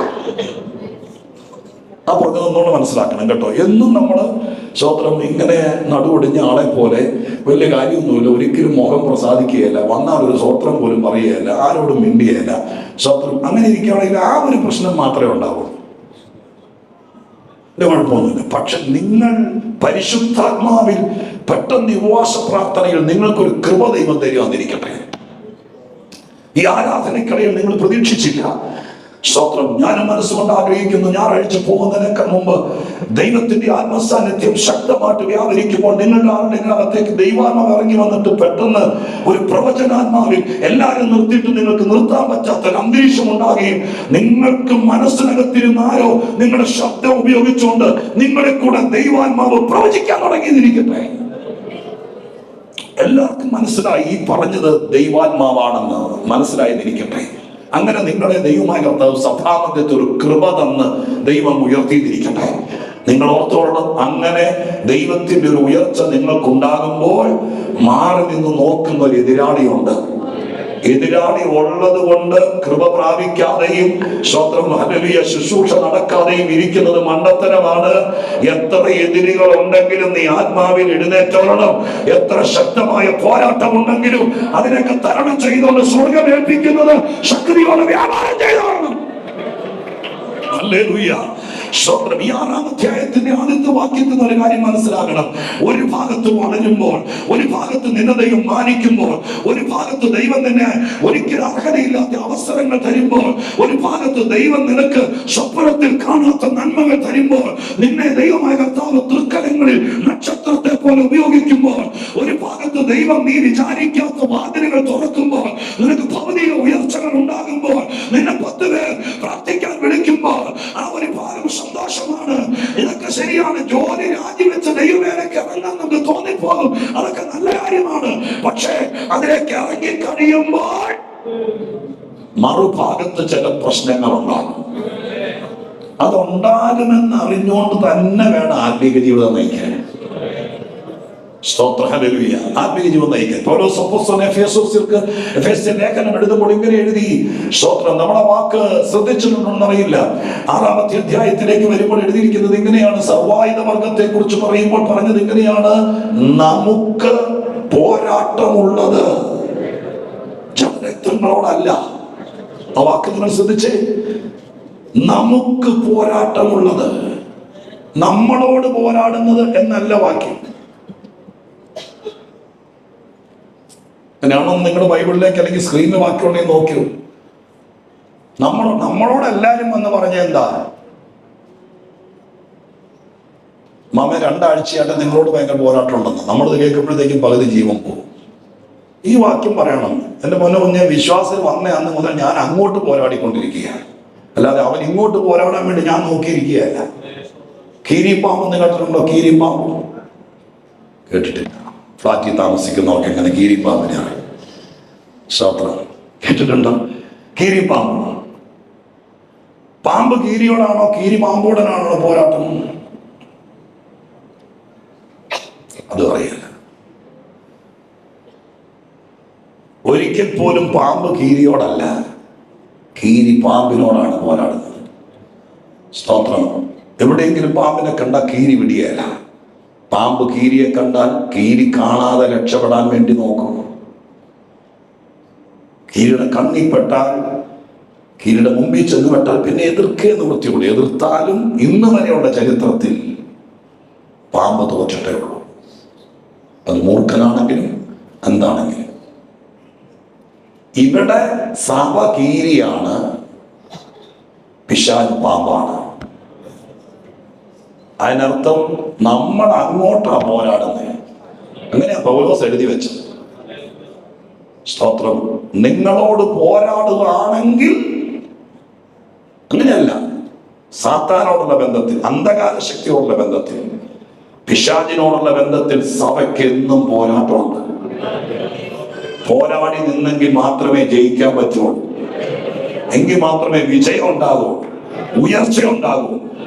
അപ്പൊ ഒരു പ്രശ്നമുണ്ടെന്ന് കേട്ടാൽ ഉടനെ നമ്മൾ ഒതുങ്ങുകയല്ല, അതിനോട് ആത്മാവിൽ പോരാടണം. സ്തോത്രം. നിന്റെ കുഞ്ഞിനെ ശത്രു നോട്ടം വെച്ചിട്ടുണ്ട്. സ്തോത്രം. പതുക്കെ അവൻ അങ്ങോട്ട് പതുക്കെ ചായാൻ തുടങ്ങുവാന്ന് തോന്നണം. അമ്മയ്ക്കും അപ്പനും ഒക്കെ ഇത് മനസ്സിലാക്കണം. അങ്ങനെ ആകപ്പോടെ പെട്ടിട്ട് സ്വത്രം കൊത്തിക്കൊണ്ട് പറഞ്ഞതിന് ശേഷമല്ല, എവിടെയെങ്കിലും ഒക്കെ സഭായോഗം മുടക്കുന്നു, അംഗീകാരത്തെ താല്പര്യമില്ലാതെയാകുന്നു, കുടുംബ പ്രാർത്ഥനയിൽ ഉറങ്ങുന്നു, വേദപുസ്തകം ഇങ്ങനെ വരുമ്പോഴേ, അത് കാണുമ്പോഴേ പിന്നെ തപ്പാൻ നടക്കരുത്. അവിടെ ഓർത്തോണം, നമ്മുടെ വീട്ടിൽ ഈ പാമ്പ് പതുക്കെ തലവെക്കുന്നുണ്ട്. ഒരു കീരിയെ പോലെ യേശുവിന്റെ നാമത്തിൽ അതിനെ എതിർക്കണം. ഞാൻ ഒരു കാര്യം ഉറപ്പു തരാം, കർത്താവ് ഒരിക്കലും നമ്മളെ തോക്കാൻ അനുവദിക്കുകയില്ല. പോരാടാൻ സഭ തയ്യാറായിടത്തല്ല, ജയം സഭയ്ക്ക് ഉണ്ടായിട്ടുള്ളൂ.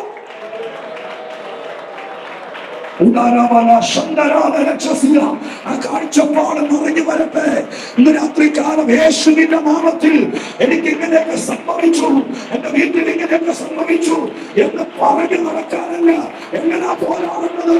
മുഴങ്ങാലുമേ ആത്മാവിൽ അരമുറുക്കി ചെരുപ്പിട്ട് ഇത്ര കാര്യങ്ങളൊക്കെ ചെയ്തിട്ട് നീ ആത്മാവിൽ പോരാടിയാൽ വിടുതല നിന്റെ കയ്യിലിരിക്കും.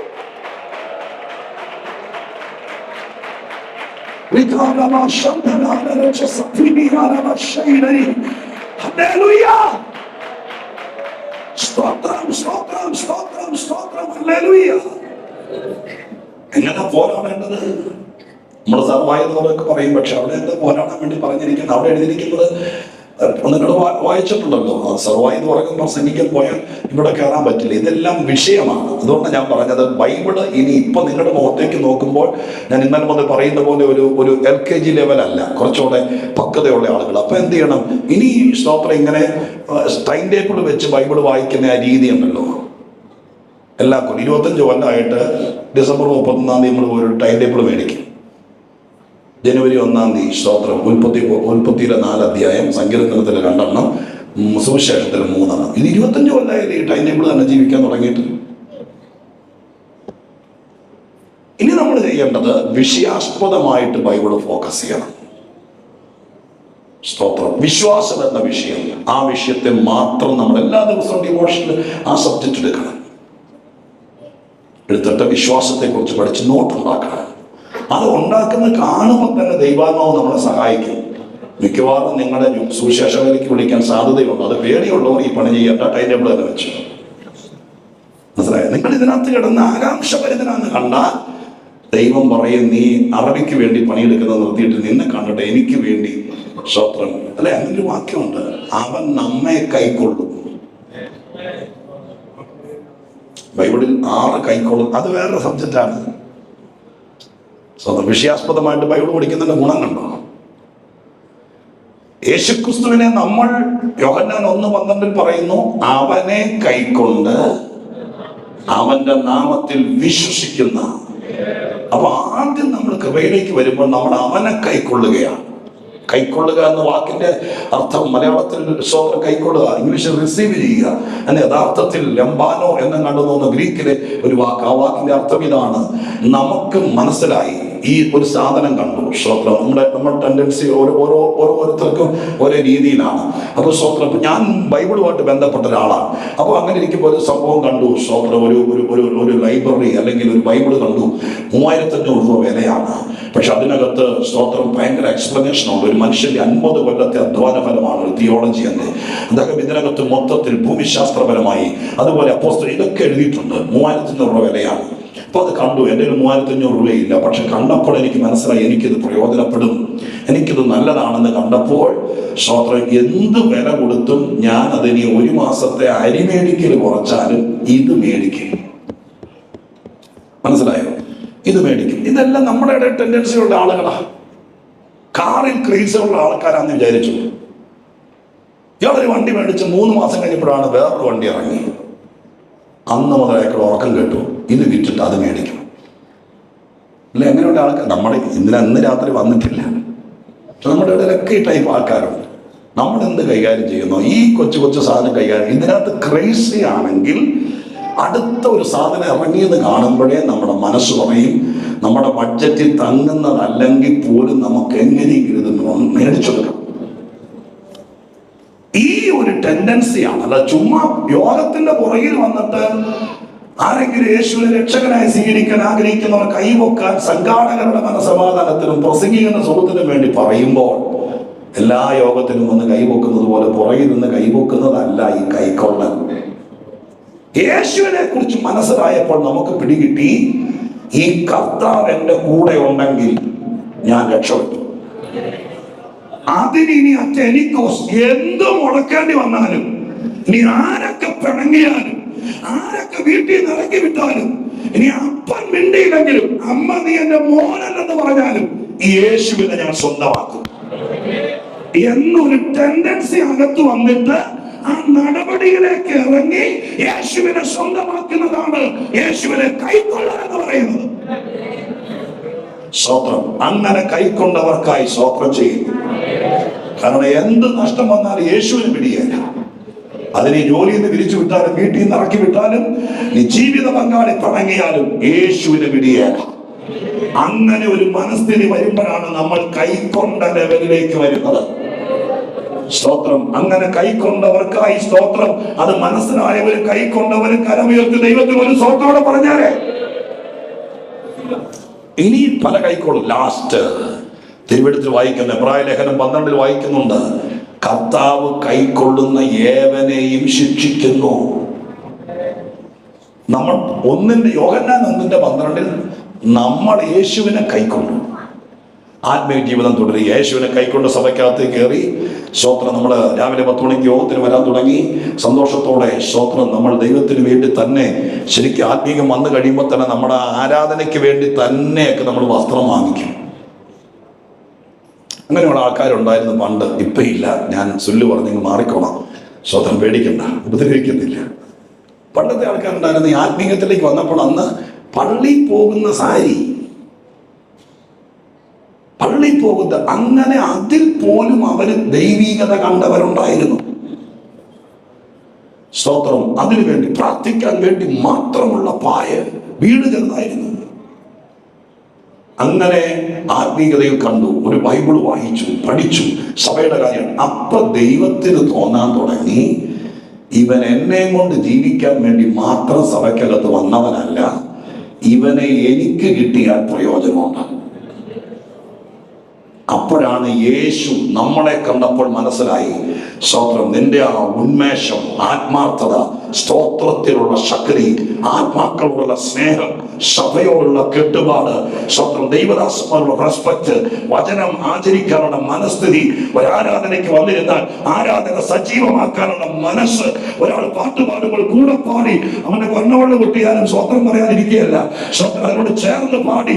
ഒരാത്മീകത്തിന് എല്ലാ ദിവസവും ഒരുപോലെ ഒന്നും ആയിരിക്കില്ല. ചില ദിവസം സ്പിരിച്വൽ ലെവൽ താഴ്ന്നാ നടക്കുന്നതെങ്കിൽ, സ്വത്രം മുൻനിരയിൽ നടക്കുന്നവർ പിടിച്ചിട്ട് പൊങ്ങുന്നില്ലെങ്കിൽ അവിടെ നിൽക്കുന്നവർ കൂടെ കരമടിച്ചു സ്വത്രം ചെയ്തു അതിനെ പ്രോത്സാഹിപ്പിച്ച് സഭയെ ഒന്ന് പൊക്കിക്കൊണ്ട് വരുന്നത് അഗ്നിജ്വാലക്കത്തെ കണ്ണുള്ളവൻ സ്വർഗത്തിൽ നിന്ന് കണ്ടാൽ ഇന്നലെ പറഞ്ഞതുപോലെ നിന്റെ മടിയിൽ ചാർത്തി വീഴാൻ സാധ്യതയുണ്ട്. അതിനാ ദൈവവിളി എന്ന് പറയുന്നത്. അല്ല, അമ്മച്ചി പുതിയ നിയമത്തിൽ അങ്ങനെ ഒരു അവസ്ഥയില്ല. ഏത് 4 മക്കളെ തന്നു, അവനെ ഞാൻ നേർന്നതാന്ന് പറയുന്ന ഒരു പരിപാടി പുതിയ നിയമത്തിലില്ല. സത്യമായും പറയുന്നു, പുതിയ നിയമത്തിൽ ദൈവം തിരഞ്ഞെടുക്കുന്നവരേ ഉള്ളൂ. സ്തോത്രം. അമ്മ നേർന്നത് അപ്പം നേർന്നു ഒന്നും ഇതിനകത്ത് ഉണ്ടായിരിക്കാം. പക്ഷേ നിങ്ങളുടെ ആത്മാർത്ഥത, നിങ്ങളുടെ വിശ്വസ്തത, നമ്മൾ ദൈവത്തോടുള്ള പ്രതിബദ്ധത, ഒരു സഭയോട് നമ്മൾ കാണിക്കുന്ന കൂടുതൽ, ഒരു കർത്തൃദാസനെ പിടിച്ചു നിർത്താൻ നമ്മൾ ചെയ്ത എഫേർട്ട്, ഒരു ദേശത്ത് ദൈവസഭ ഉണ്ടാകാൻ നമ്മൾ കൊടുത്ത കൈത്താങ്ങൽ, ഒരു യോഗത്തിന് വന്നിരിക്കുമ്പോൾ നമ്മൾ എടുക്കുന്ന ആത്മാർത്ഥത, ഇത് മുഴുവൻ കാണുന്ന ഒരു ദൈവമുണ്ട്. ഇതിനെല്ലാം മാർക്ക്, ഞങ്ങളുടെ നാടൻ ഭാഷ പറയാ, ഇതിനെല്ലാം മാർക്കിടുന്ന ഒരു ദൈവമുണ്ട്. ആ ദൈവമാണ് ഇത് ചെയ്യിക്കുന്നത്. നിന്നെ ഞാൻ ആർക്കും വിട്ടുകൊടുക്കില്ല, നിന്നെ ഞാൻ വേറൊരു പണിക്ക് വിടില്ല, നിന്നെ ഞാൻ വേറെ ആരുടെ അടിമയാക്കില്ല, നിന്നെ ഞാൻ കൈക്കൊള്ളുകയാണ് എന്ന ദൈവത്തിന് തോന്നുന്നത് എപ്പോഴാണ് അറിയാമോ? നമ്മൾ ദൈവസന്നിധിയിൽ കർത്താവിന് വേണ്ടി ആ വിധത്തിൽ നിലകൊള്ളുമ്പോൾ.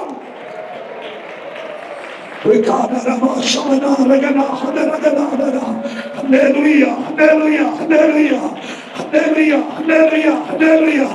ദൈവം വിളിച്ചവരുണ്ട്, ദൈവം തെരഞ്ഞെടുത്തവരുണ്ട്, ദൈവം ഹല്ലേലൂയ വേറൊരു വാക്യമുണ്ട്. സ്വന്തം ദൈവം കണ്ടെത്തിയവരുണ്ട്. അതിനപ്പുറം വേറൊരു വാക്യമുണ്ട്, ദൈവം പിടിച്ചവരുണ്ട്. സ്തോത്രം, സ്തോത്രം, സ്തോത്രം, സ്തോത്രം. ഇന്ന് രാത്രി സ്വർഗം നിങ്ങളെ കാണട്ടെ. നിങ്ങളുടെ ജീവിതത്തിൽ ഭയങ്കരമായ ആത്മീയ വർധനമുണ്ടാകട്ടെ. നിങ്ങളെ ദൈവരാജ്യത്തിന് വേണ്ടി പ്രയോജനപ്പെടുത്തട്ടെ. നിങ്ങൾ കരമടിച്ചുകൂടെ ഞാൻ പറഞ്ഞത് 5ഓളം വിധത്തിലാണ് ദൈവം സ്തോത്രം കർത്താവിന്റെ ആളുകളെ എന്താ പറയുക റിക്രൂട്ട് ചെയ്യുന്ന ഒരു പദം ഉപയോഗിക്കാം. 5ഓളം. 1, ദൈവം വിളിച്ചവർ. 2, ദൈവം തെരഞ്ഞെടുത്തവർ. 3, ദൈവം കണ്ടെത്തിയവർ.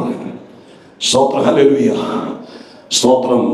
4, സ്തോത്രം ദൈവം വേർതിരിച്ചവർ.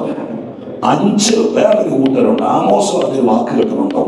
ഞാൻ പ്രവാചകനുമല്ല, പ്രവാചക ശിഷ്യനുമല്ലായിരുന്നു, കാട്ടത്തിപ്പഴും പറക്കി നടന്നവനായിരുന്നു. ദൈവം എന്നെ പിടിച്ചു. സ്തോത്രം. വിളിച്ചവൻ വേറെ, പിടിച്ചവൻ വേറെ. സ്തോത്രം. എന്താ അങ്ങനെ പറയാൻ കാരണം?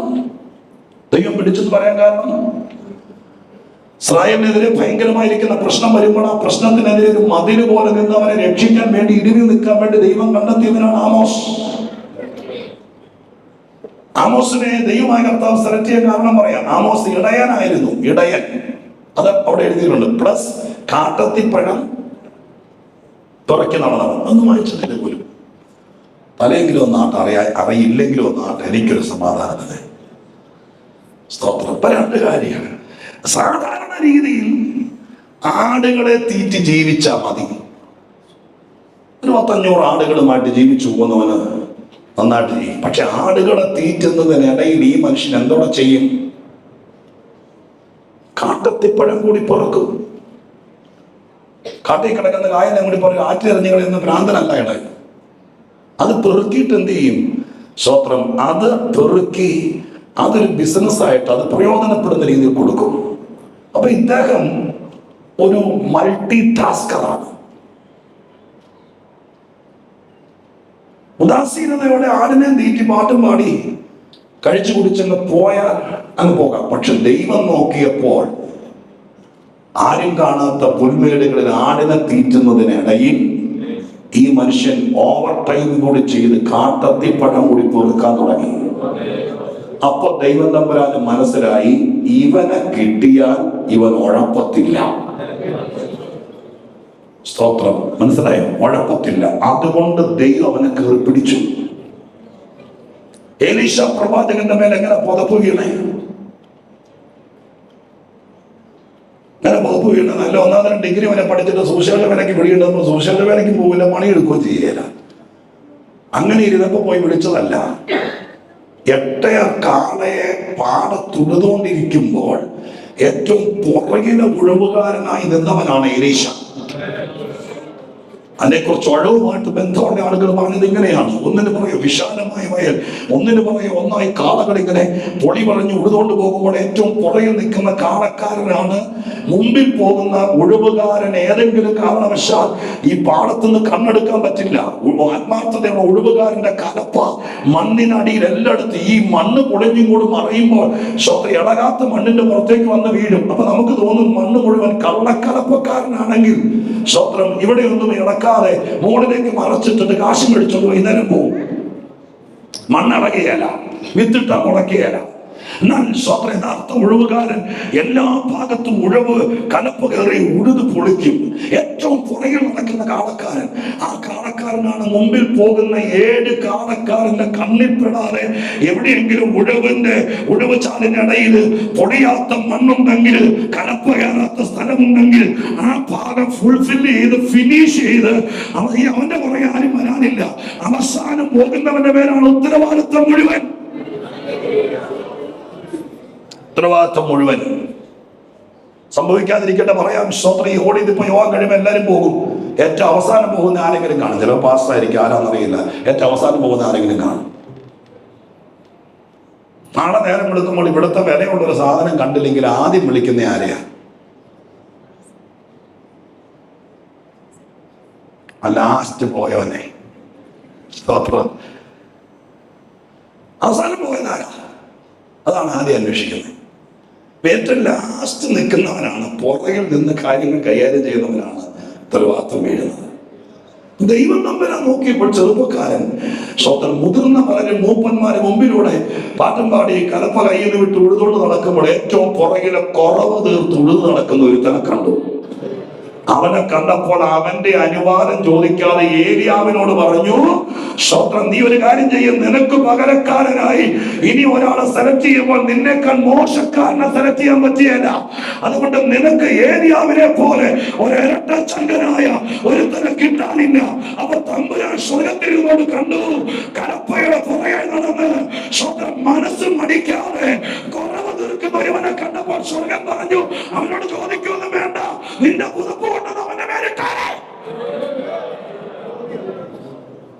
ആർക്കും വേണ്ടാത്ത ഒരാളെ തെരഞ്ഞെടുക്കാൻ ദൈവം മെനക്കേട് കാണിക്കുകയല്ല. പക്ഷെ ഇതിന്റെ പുറകിലൊക്കെ ആത്മാർത്ഥതയുണ്ട്.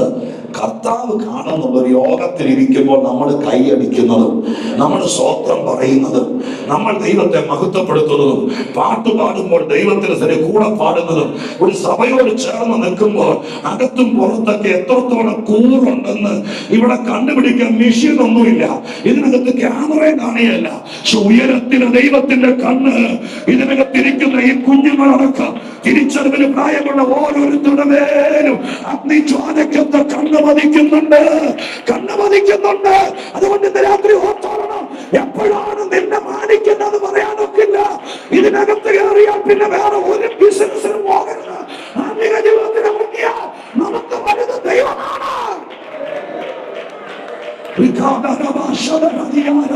ഉയർന്നു വരട്ടെ, ഉയർന്നു വരട്ടെ. ഞാൻ പറഞ്ഞു തുടങ്ങിയത് ഇങ്ങനെയാണ്. കർത്താവ് ചിലരെ ഉയർത്തും, ചിലരെ പെരുക്കും. ഹല്ലേലൂയ. നിന്റെ ശമ്പളം, നിന്റെ ആത്മീയത, നിന്റെ കുടുംബ സമാധാനം ഇതെല്ലാം പെരുകി വരട്ടെ, പെരുകി വരട്ടെ. ഞാൻ ആ വാക്ക് വെച്ച് നിങ്ങളെ അനുമോദിച്ച് ആശംസിക്കുക. എന്റെ യേശു നിമിത്തം ഇതിനകത്ത് പെരുകി വരട്ടെ. നീ ദൈവത്തെ സേവിക്കാൻ ഇറങ്ങിയെങ്കിൽ 15 കൊല്ലമായി 10 കൊല്ലമായി നിന്റെ അപ്പന്റെ കാലം മുതൽ കർത്താവിന്റെ രാജ്യത്തിന് വേണ്ടി നിൽക്കുന്നെങ്കിൽ നീ പെരുകി വരട്ടെ.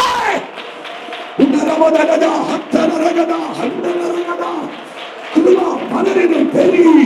നിങ്ങൾ വായിച്ചിട്ടില്ലേ? കൃപ പലരിലും പെരുകി. ഇന്ന് പലക്കാലം ഇതിനകത്ത് പെരുകി വരട്ടെ. കൃപ പലരിലും പെരുകി വരട്ടെ. സ്വന്തം ചെയ്യുന്നവരുടെ മേൽ, സ്തുതിക്കുന്നവരുടെ മേൽ, ഉന്മേഷത്തോടെ ദൈവത്തെ ആരാധിക്കുന്നവരുടെ മേൽ ദൈവത്തിന്റെ കൃപ പെരുകട്ടെ. ഹല്ലേലൂയ. ദൈവസന്നിധിയിൽ ആത്മാർത്ഥതയോടെയാണെങ്കിൽ ഇതിനോരോ ലെവലുണ്ട്. ഓരോ ലെവലുണ്ട്. ഞാൻ നിങ്ങളിൽ ചിലരെ നോക്കിയിട്ട്, എല്ലാവരെയും അല്ല, ചിലരെ നോക്കിയിട്ട് ഞാൻ ആത്മാവിൽ പറയാം, നിന്റെ ജീവിതം കണ്ടിട്ട്, നിന്റെ സ്ഥിതി കണ്ടിട്ട് ഇപ്പോഴത്തെ നിന്റെ സിറ്റുവേഷനൊക്കെ നീ മറന്നേരെ സ്വർഗത്തിന് തോന്നാൻ തുടങ്ങിയിട്ടുണ്ട്.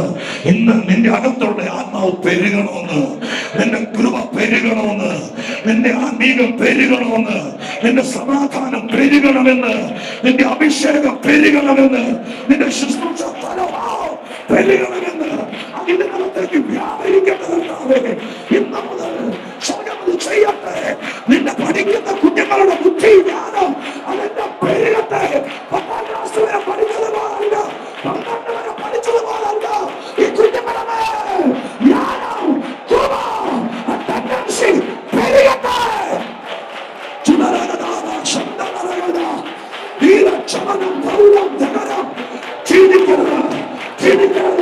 പ്രായം നോക്കരുത്, നീ തളരരുത്, ഒതുക്കി പോകരുത്. നിന്നെ വിളിച്ചവൻ വിശ്വസ്തൻ. സ്വർഗ്ഗം ഇന്ന് 18 കാലം ചെന്നമേത് പെരുകാൻ തുടങ്ങുകയാണ്. നീ സഹിച്ച കഷ്ടത്തിന്, നീ സഹിച്ച നിന്നയ്ക്ക്, നീ ഏറ്റ പാടുകൾക്ക് പരിശുദ്ധാത്മാവ് ഇന്ന് രാത്രി നിന്റെ കൃപ പെരുകുമാറാകട്ടെ.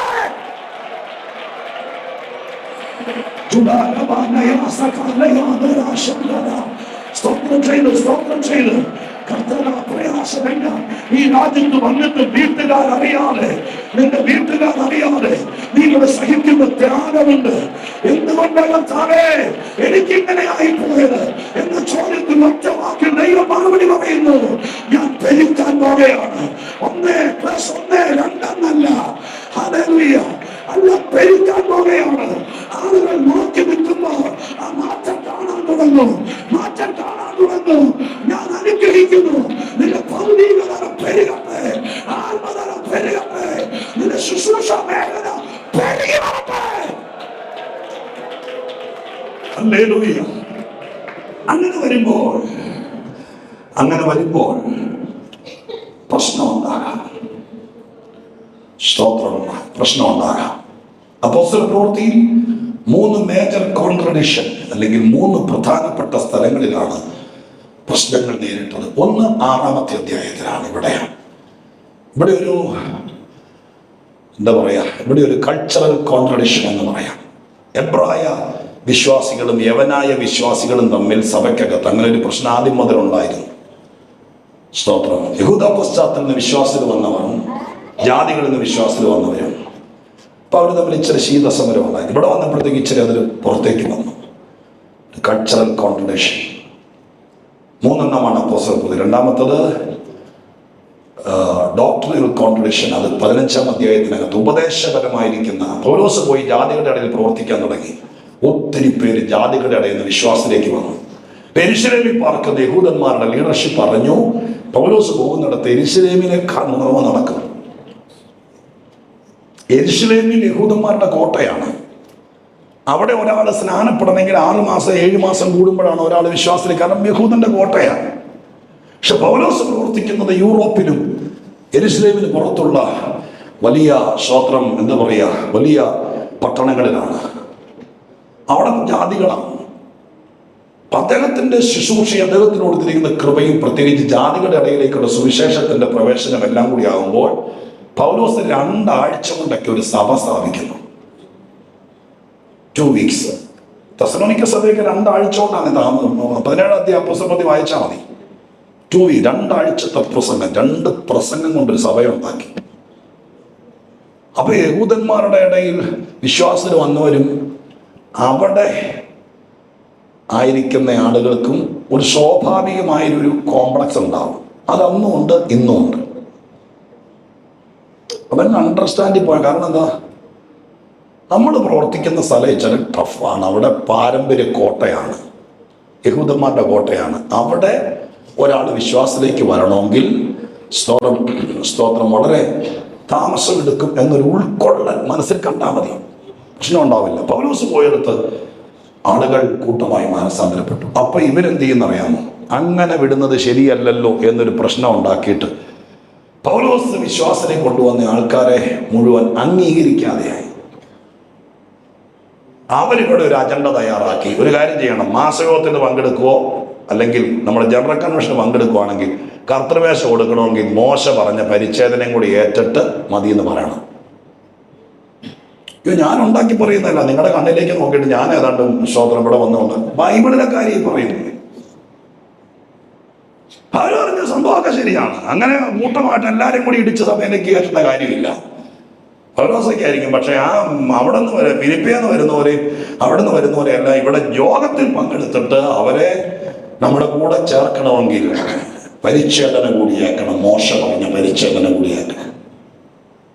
ഇത് കേട്ടിട്ട് പൗലോസിന് സഹിച്ചില്ല. കാരണം നൊന്തുപറ്റവർക്ക് എൻ്റെ വേദന അറിയുള്ളൂ. അയാൾ പോയി തല്ലുകൊണ്ട് ഇടികൊണ്ട് ആക്ഷേപം സഹിച്ച് ചന്തസ്ഥലത്തിട്ട് വലിച്ചഴച്ച് പുറത്തെ തൊലി മുഴുവൻ പോയി കാരാഗ്രഹത്തിൽ കിടന്ന് ചവിട്ടിക്കൂട്ടി അത്രയും ത്യാഗം സഹിച്ചിട്ട് സഭയുണ്ടാകുന്നത്. അപ്പൊ അവരെ ഉൾക്കൊള്ളാൻ മനസ്സില്ലാതെ ഉൾക്കൊള്ളണ്ട. പക്ഷെ എന്തിനാ അവരുടെ മേലെ അധിക ഭാരം ചുമത്തുകയെന്ന് ബൈബിൾ പറയുന്നത്. പെട്ടെന്ന് പൗലോസ് ഒരു ആത്മനിയോഗത്തോടെ ബർണ്ണബാസിനെ വിളിച്ചുകൊണ്ട് യെരൂശലേമിലേക്ക് പോയി. അന്ന് യാക്കോബാണ് അധികാരത്തിലെങ്കിൽ യെരൂശലേമിൽ പാർത്തുകൊണ്ട് നേതൃത്വത്തിലിരിക്കുന്നത്. സ്തോത്രം. ഏത് യാക്കോബ്? കർത്താവായ യേശുവിന്റെ സഹോദരനായ യാക്കോബ്. മറ്റേ യാക്കോബിനെ 12-ാം അധ്യായത്തിൽ കൊന്നുകളഞ്ഞു. അപ്പൊ യാക്കോബിന്റെ അടുക്ക ചെന്നു ഈ കാര്യം പറഞ്ഞു, ഇത് ശരിയല്ല, യേശു പഠിപ്പിക്കാത്ത ഒരു കാര്യവും ഞങ്ങൾ പഠിപ്പിച്ചിട്ടില്ല. ക്രൂശിൽ യേശു മരിച്ചത് വിശ്വസിക്കുന്നവർ ഇനി പരിച്ഛേദന ആവശ്യമില്ല. യേശുക്രിസ്തുവിന്റെ കാൽവരി മരണത്തോടുകൂടെ മാനവരാശിക്ക് സംജാതമായ രക്ഷ പൂർണ്ണമായ രക്ഷയാണ്. അതുകൊണ്ട് കൊലോസ്യ ലേഖനത്തിൽ അദ്ദേഹം എഴുതി, ക്രിസ്തുവിലൂടെ വിശ്വാസത്തിലേക്ക് വന്ന നിങ്ങൾ പരിപൂർണരാണ്. അത്ര തൻ്റെ അടുത്തോടെ ആ മനുഷ്യൻ എഴുതാൻ പറ്റിയ നമ്മളെപ്പോഴും പറയില്ല കുറ്റവും കുറവും ഒക്കെ ഇതൊക്കെ ആരുണ്ട് പാസ്റ്ററെ എന്നാ 34 കൊല്ലം കർത്തൃമേശ അടിച്ചവൻ ഇപ്പോഴും പറയുന്നു. സ്തോത്രം. ഞായറാഴ്ച വരെ എന്നെ നിർത്തണം, ഞാൻ 2-ാം ദിവസം ആയോളൂ, എങ്കിലും പറയേണ്ടത് പറയട്ടോ. പൗലോസ് പറഞ്ഞ എന്താ? യേശുവിന്റെ ചോരയാൽ വീണ്ടെടുക്കപ്പെട്ട് ദൈവസഭയിലേക്ക് വന്ന നിങ്ങൾ പരിപൂർണരാകുന്നു. കൊലോസ് ലേഖനവും ഗലാത്യ ലേഖനവും തമ്മിൽ കമ്പയർ ഒരു സ്റ്റഡി ഉണ്ട്, ഒരാഴ്ചത്തെ പഠനമാണ്. കൊലോസ് ലേഖനത്തെ കുറിച്ച് പറയുന്നത് പരിപൂർണരായ ക്രിസ്തുവിൽ നിങ്ങൾ. വേണമെങ്കിൽ നിങ്ങളുടെ ബൈബിളിൽ നോക്കിയോ, വാക്യത്തിലേക്ക് നോക്കിയോ. ഞാനിത് സ്തോത്രം വെറുതെ പറയുന്നതല്ല, എൻ്റെ ഉള്ളിൽ വിഷയങ്ങൾ കിടക്കുന്നതിന് വേണ്ടി പറയുന്നതാണ്. അവിടെ പറയുന്ന വാക്ക് നിങ്ങൾ നോക്കിയോ, അവിടെ പറയുന്നുണ്ട് സ്തോത്രം. 2-ാം അധ്യായം 10-ാം വാക്യം, 2-ാം അധ്യായം കൊലോസ്യർ 2:10. എല്ലാ വാഴ്ചയ്ക്കും അധികാരത്തിലും തലയായ അവനിൽ നിങ്ങൾ പരിപൂർണരായിരിക്കുന്നു. ഇനി അതിന്റെ നിങ്ങൾക്ക് അതിന്റെ പുറത്ത് സ്വർഗത്തിൽ പോകാൻ വേണ്ടി വഴിപാടില്ല, നേർച്ചയില്ല, ചത്തതിന് ശേഷം 40 അടിയന്തരമില്ല, സ്വന്തം കല്ലറക്കൽ തിരികത്തിക്കലില്ല, ആണ്ട് യാത്രയില്ല. കാരണം അവനിൽ നിങ്ങൾ പരിപൂർണരാണ്. അല്ലെന്നുള്ള തോന്നല് വരുമ്പോഴാ ഈ വാലക്കെട്ടി ബാക്കിയെല്ലാം ചെയ്യേണ്ട വരുന്നത്. യേശുവിന്റെ ചോരയാൽ വീണ്ടെടുക്കപ്പെട്ട, നിങ്ങൾ യഥാർത്ഥ വഴിയിലൂടെ രക്ഷിക്കപ്പെട്ട നിങ്ങളുടെ പേര് സ്വർഗത്തിൽ എഴുതി കഴിഞ്ഞു. സ്വർഗത്തിൽ എഴുതിയാൽ ഇവിടെ ആ പേര് വെട്ടാതെ നിങ്ങൾ വിശുദ്ധിയോടെ ജീവിച്ചാൽ മതി. ഇവിടെ വീണ് മരിച്ചാൽ നിങ്ങൾ സ്വർഗത്തിലെത്തും. ഇന്നലെ ഞാൻ ഇന്നലെ രാവിലെ അല്ലേ നമ്മൾ പറഞ്ഞ കംപ്ലീഷൻ അല്ലേ? സ്തോത്രം. പെർഫെക്ഷനും കംപ്ലീഷനും. രാവിലെ വരുന്നവർക്ക് അതൊക്കെ കിട്ടുന്നത് എന്താ ചെയ്യാനാ? സ്തോത്രം. റെക്കോർഡ് ചെയ്യുന്നുണ്ടായിരിക്കും, നിങ്ങൾ എപ്പോഴെങ്കിലും ആത്മാർത്ഥത ഉണ്ടെങ്കിൽ മേടിച്ച് കേൾക്ക്. കംപ്ലീഷൻ അത് സ്തോത്രം ദൈവമായ കർത്താവ് നമുക്ക് തരുന്നതാണ്. ആ ഭാഷയിലേക്ക് കടന്നില്ല. അപ്പോൾ സ്തോത്രം. അങ്ങനെ 2-ാമത്തെ കോൺട്രഡിക്ഷൻ ഈ പരിച്ഛേദന വേണം. അതിനൊക്കെ യെരുശലേം കൗൺസിൽ എന്ന് പറയാം. 15-ാം അധ്യായം വലിയ തർക്കങ്ങളും വാദങ്ങളും നടന്നു. അവസാനം കാര്യം ബോധ്യപ്പെട്ട യെരുശലേമിലെ അപ്പോസ്തലന്മാരുടെ അധ്യക്ഷരായിരിക്കുന്ന യാക്കോബ് എഴുന്നേറ്റ് പറഞ്ഞു, സഹോദരന്മാരെ, ജാതികളിൽ നിന്ന് വിശ്വാസത്തിൽ വന്നവരുടെ മേൽ അധികം ഭാരം ചുമത്തരുത്. 1-2 പ്രധാനപ്പെട്ട കാര്യങ്ങൾ മാത്രമേ യഹൂദന്മാരെ സമ്മേളനപ്പെടുത്താൻ വേണ്ടി പറഞ്ഞു. ശ്വാസം മുട്ടിച്ചത്തതും വിഗ്രഹാർപ്പിതവും അങ്ങനെയുള്ള സംഭവമൊന്നും സഭയ്ക്കകത്ത് വരുന്നവർ ഒരിക്കലും കഴിക്കരുത്. അതല്ലാതെ പരിച്ഛേദനയൊന്നും അവരെ ഏൽപ്പിക്കേണ്ട എന്ന് പറഞ്ഞുകൊണ്ട് 2-ാമത്തെ പ്രശ്നം പറഞ്ഞ് അവസാനിപ്പിച്ചു. ഇന്ന് രാത്രിക്കാർ ഇത് തീരും തോന്നില്ല. ഭയങ്കരമായിരിക്കുന്ന ആത്മീക പ്രകാശനം ഉള്ളതിന്റെ പേര് 2-ാമത്തെ തീരും തോന്നില്ല. ശ്രോത്രെങ്കിലും ഞാൻ പറയാൻ വരുന്നതൊക്കെ മുഴുവൻ പറയാം. 3-ാമത്തത് പരിഹരിക്കപ്പെടാതെ പോയൊരു പ്രശ്നമായി പോയി. അത് നിങ്ങൾ മനസ്സിൽ കരുതണം. അത് മറ്റൊന്നുമല്ല. സ്തോത്രം. മർക്കോസിനെ ചൊല്ലി ബർണബാസും പൗലോസും തമ്മിൽ ഒരു വലിയ പ്രശ്നമുണ്ടായി. അതൊരു കോൺട്രഡിക്ഷനാണ്. അത് പേഴ്സണൽ കോൺട്രഡിക്ഷനാണ്. ഉപദേശപരമല്ല, കൾച്ചറലല്ല. അവർ തമ്മിൽ ഒരിക്കലും അങ്ങനെ ഒരു പ്രശ്നവും. കാരണം പൗലോസിനെ യെരുശലേമിലെ സഭക്കാര് വിശ്വസിക്കാതിരുന്നപ്പോൾ പൗലോസിനെ കൈപിടിച്ച് കൊണ്ടുവന്ന് യെരുശലേം സഭയ്ക്കുടെ മുമ്പിൽ ബോധ്യപ്പെടുത്തി 10 മിനിറ്റ് സാക്ഷ്യം പറയാൻ അവസരം ഉണ്ടാക്കി കൊടുത്ത് വളർത്തിക്കൊണ്ടുവന്ന ആളാണ് ബർണബാസ്. നിങ്ങൾക്കറിയായിരിക്കും. പക്ഷേ ഒരിക്കലും പാടില്ലായിരുന്നു. അവർ തമ്മിൽ സാരമായ ഒരു പ്രശ്നമുണ്ടായി. ആ പ്രശ്നത്തിനിടയിൽ ആരും പറഞ്ഞു തീർക്കാൻ, അവരെ യോജിപ്പിക്കാൻ ആരെയും കണ്ടില്ല. അതുകൊണ്ട് ബർണബാസും പൗലോസും തമ്മിൽ പിരിഞ്ഞു എന്ന് പറഞ്ഞുകൊണ്ടാണ് ആ ഭാഗം എഴുതിയിരിക്കുന്നത്. 15-ലൊക്കെ തന്നെയാണ് ആ ഭാഗം. ഒന്നിച്ചു നിന്നവർ, ഒറ്റക്കെട്ടായി നിന്നവർ. അവർ 2 പേരും കൂടി സഭ പൊട്ടിച്ച് 2 തരം സഭയും 2 തരം ഉപദേശമൊന്നും ആക്കിയില്ല. 2 പേരും തമ്മിൽ പിരിഞ്ഞു. പിന്നെ നമ്മൾ ബർണബാസിനെ അധികം എങ്ങും കാണുന്നില്ല. സ്തോത്രം. വലിയൊരു ക്രൗഡ് പുള്ളറൊന്നും അല്ലായിരുന്നു അദ്ദേഹം. പക്ഷെ പൗലോസിനെ പോലത്തെ ഒരുപാട് പേരെ പൊക്കിക്കൊണ്ടുവന്ന മനുഷ്യനായിരുന്നു. സ്തോത്രം. അതിനിടയിൽ ആരെയും കണ്ടില്ല. അങ്ങനെ ഒരു പരിഹാരം ഉണ്ടാക്കാൻ 2 കക്ഷികൾ തമ്മിൽ, 2 പേർ തമ്മിൽ, ഒരിക്കലും പിരിയാൻ പാടില്ലാത്തവർ തമ്മിൽ, പിണങ്ങാൻ പാടില്ലാത്തവർ തമ്മിൽ അങ്ങനെ ഒരു സംഭവം ഉണ്ടായപ്പോൾ അതിനകത്ത് കൈകടത്താൻ, ഇടപെടാൻ ആരും വന്നില്ല. അതുകൊണ്ട് എനിക്കറിയില്ല, വേദപുസ്തകത്തിൽ നമുക്ക് കിട്ടിയിരിക്കുന്ന അതനുസരിച്ച് ആ 2 നക്ഷത്രങ്ങൾ തമ്മിൽ അകന്നു പോയി. പിന്നെ ഒരിടത്തും അടുത്തിട്ടില്ല. സ്വർഗത്തിൽ നിന്ന് ഞാൻ പറയുന്നില്ല, പക്ഷേ അവരകൽച്ച അടുക്കാൻ കഴിയാത്തതായിരുന്നു. ഒരിക്കൽ പോലും വ്യക്തിബന്ധങ്ങൾ തകർക്കരുത്. രണ്ടുപേരെ തമ്മിൽ അകറ്റാൻ ഒരു കാരണവശാലും സഭയ്ക്കകത്ത് ഒരു ചെറിയ തിരി പോലും കയറ്റി വെക്കരുത്. അത് ദൈവത്തിന് ഇഷ്ടമുള്ള കാര്യമല്ല. എന്തുകൊണ്ടാണ് ഞാൻ 6-ാം അധ്യായത്തിൽ പോകേണ്ട വഴിക്ക് പോകാതെ ഈ വിഷയങ്ങളിലൊക്കെ കയറി ഇറങ്ങുന്നതെന്ന് എനിക്കറിയില്ല. ഇതൊരു സഭയുടെ നല്ല കാലമാണ് തന്നെയാണ് വിശ്വസിക്കുന്നത്. സ്വത്രം ഭാര്യ ഭർത്തൃ ബന്ധത്തിലോ, അപ്പനും മക്കളുമായിട്ടുള്ള ബന്ധത്തിലോ, കർത്തൃദാസന്മാരും വിശ്വാസികളുമായിട്ടുള്ള ബന്ധത്തിലോ, വിശ്വാസികളുടെ ബന്ധത്തിലോ സ്വത്രം ഒരിക്കൽ പോലും രണ്ടാളുകൾ തമ്മിൽ അകന്നു പോകാൻ ആരും അതിന്റെ ഇടയിൽ പണിയെടുക്കരുത്. കാരണം ഹല്ലേലൂയ, അകൽച്ച ദൈവത്തിന് ഇഷ്ടമല്ല. അതെന്തെങ്കിലും കാര്യമുണ്ടെങ്കിൽ ഇടയ്ക്ക് നിന്ന് പറഞ്ഞു തീർക്കാൻ ദൈവമായ കർത്താവ് ആളുകളെ ആക്കി വെക്കണം. അങ്ങനെ ആക്കി വെച്ച് നിങ്ങളുടെ ജീവിതത്തിൽ അങ്ങനെ ഉണ്ടെങ്കിൽ സ്വത്രം പറയണം. സ്വത്രം ഞങ്ങളുടെ ജീവിതത്തിനകത്ത് ഞങ്ങൾ തമ്മിൽ പറഞ്ഞാൽ തീരാത്തൊരു വിഷയമുണ്ട്. ഒരിക്കൽ പോലും പിരിയണമെന്ന് ആഗ്രഹമില്ല സ്വത്രം. പക്ഷെ എന്തൊക്കെ ഒരു ഈഗോ, എന്തൊക്കെ ഒരു നെടലാട്ടം, ഇത് അതിൽ ജ്ഞാനമുള്ള യോഗ്യതയുള്ള ചിലരെ ദൈവമായ കർത്താവ് എഴുന്നേൽപ്പിക്കണം. സമയമാണെങ്കിൽ കുതിച്ചു പോകുന്നു. സ്വത്രം എങ്ങനെ അതിന്റെ പരിഹാരം പറഞ്ഞ് നിർത്തുമെന്ന് എനിക്കറിയില്ല. എങ്കിലും ഞാൻ നിങ്ങളെ ഓർപ്പിക്കാം, ശ്രദ്ധിച്ചോളാം കേട്ടോ. നീ 6-ാം അധ്യായത്തിലേക്ക് വരാം. 6-ാം അധ്യായത്തിലേക്ക് വരികയാണ്. അവിടെ പെറുപെറുപ്പും പ്രശ്നമുണ്ടായപ്പോൾ അവർ കൈകാര്യം ചെയ്ത രീതിയാണെന്ന് നിങ്ങളോട് പറയാൻ വേണ്ടി അത് പറഞ്ഞ് നമുക്ക് സ്തോത്രം ചെയ്ത് പ്രാർത്ഥിച്ച് അവസാനിപ്പിക്കാം. സ്തോത്രം ഒരു 5-8 മിനിറ്റ് കൊണ്ട് തീർക്കുകയും ചെയ്യാൻ ഞാൻ വിചാരിക്കുന്നു. കേട്ടോളുക. അവിടെ എഴുതിയിരിക്കുന്നത് ഇങ്ങനെയാണ്: അപ്പൊ ഉപേക്ഷയെ വിചാരിക്കുന്ന യവന ഭാഷക്കാർ എബ്രായ ഭാഷക്കാർക്ക് നേരെ പെറുപെറുത്തു. അങ്ങനെ അത് അപ്പോസ്തലന്മാർ അറിഞ്ഞു. 12 ശിഷ്യന്മാരുടെ കൂട്ടത്തെ കൂട്ടി വരുത്തി. അപ്പൊ അവരെ കൂട്ടി വരുത്തിയ കാര്യങ്ങളിൽ ഒന്നാമത്തെ കാര്യം, അങ്ങനെ ഒരു പ്രശ്നം ഉണ്ടായപ്പോ തന്നെ അത് പരിഹരിക്കപ്പെടണമെന്ന് അവരാഗ്രഹിച്ചു. ഏറ്റവും നമ്പർ 1 കാര്യം ഇതാണ്. ഒരു പ്രശ്നം ഉണ്ടാകില്ല. നിങ്ങൾക്ക് സമ്പത്ത് ഉണ്ടാകുമ്പോൾ, നിങ്ങൾക്ക് ഉദ്യോഗകയറ്റം കിട്ടുമ്പോൾ, നിങ്ങൾക്ക് കൃപാവരം കിട്ടുമ്പോൾ, നിങ്ങളുടെ സഭ വളരുമ്പോൾ, സ്നാനം നടക്കുമ്പോൾ, കർത്തൃദാസന് നല്ലൊരു നിലയിലേക്ക് എത്തുമ്പോൾ, നിങ്ങളുടെ കുടുംബം അനുഗ്രഹിക്കപ്പെടുമ്പോൾ, നിങ്ങളുടെ കുഞ്ഞിന് അഡ്മിഷൻ കിട്ടുമ്പോഴൊക്കെ പുറകിൽ ഓർത്തോളം അസൂയക്കാരുടെ എണ്ണം കൂടത്തുള്ളൂ, കുറയത്തില്ല. അത് ഈ ലോകത്തിന്റെ സ്ഥിതിയാണ്.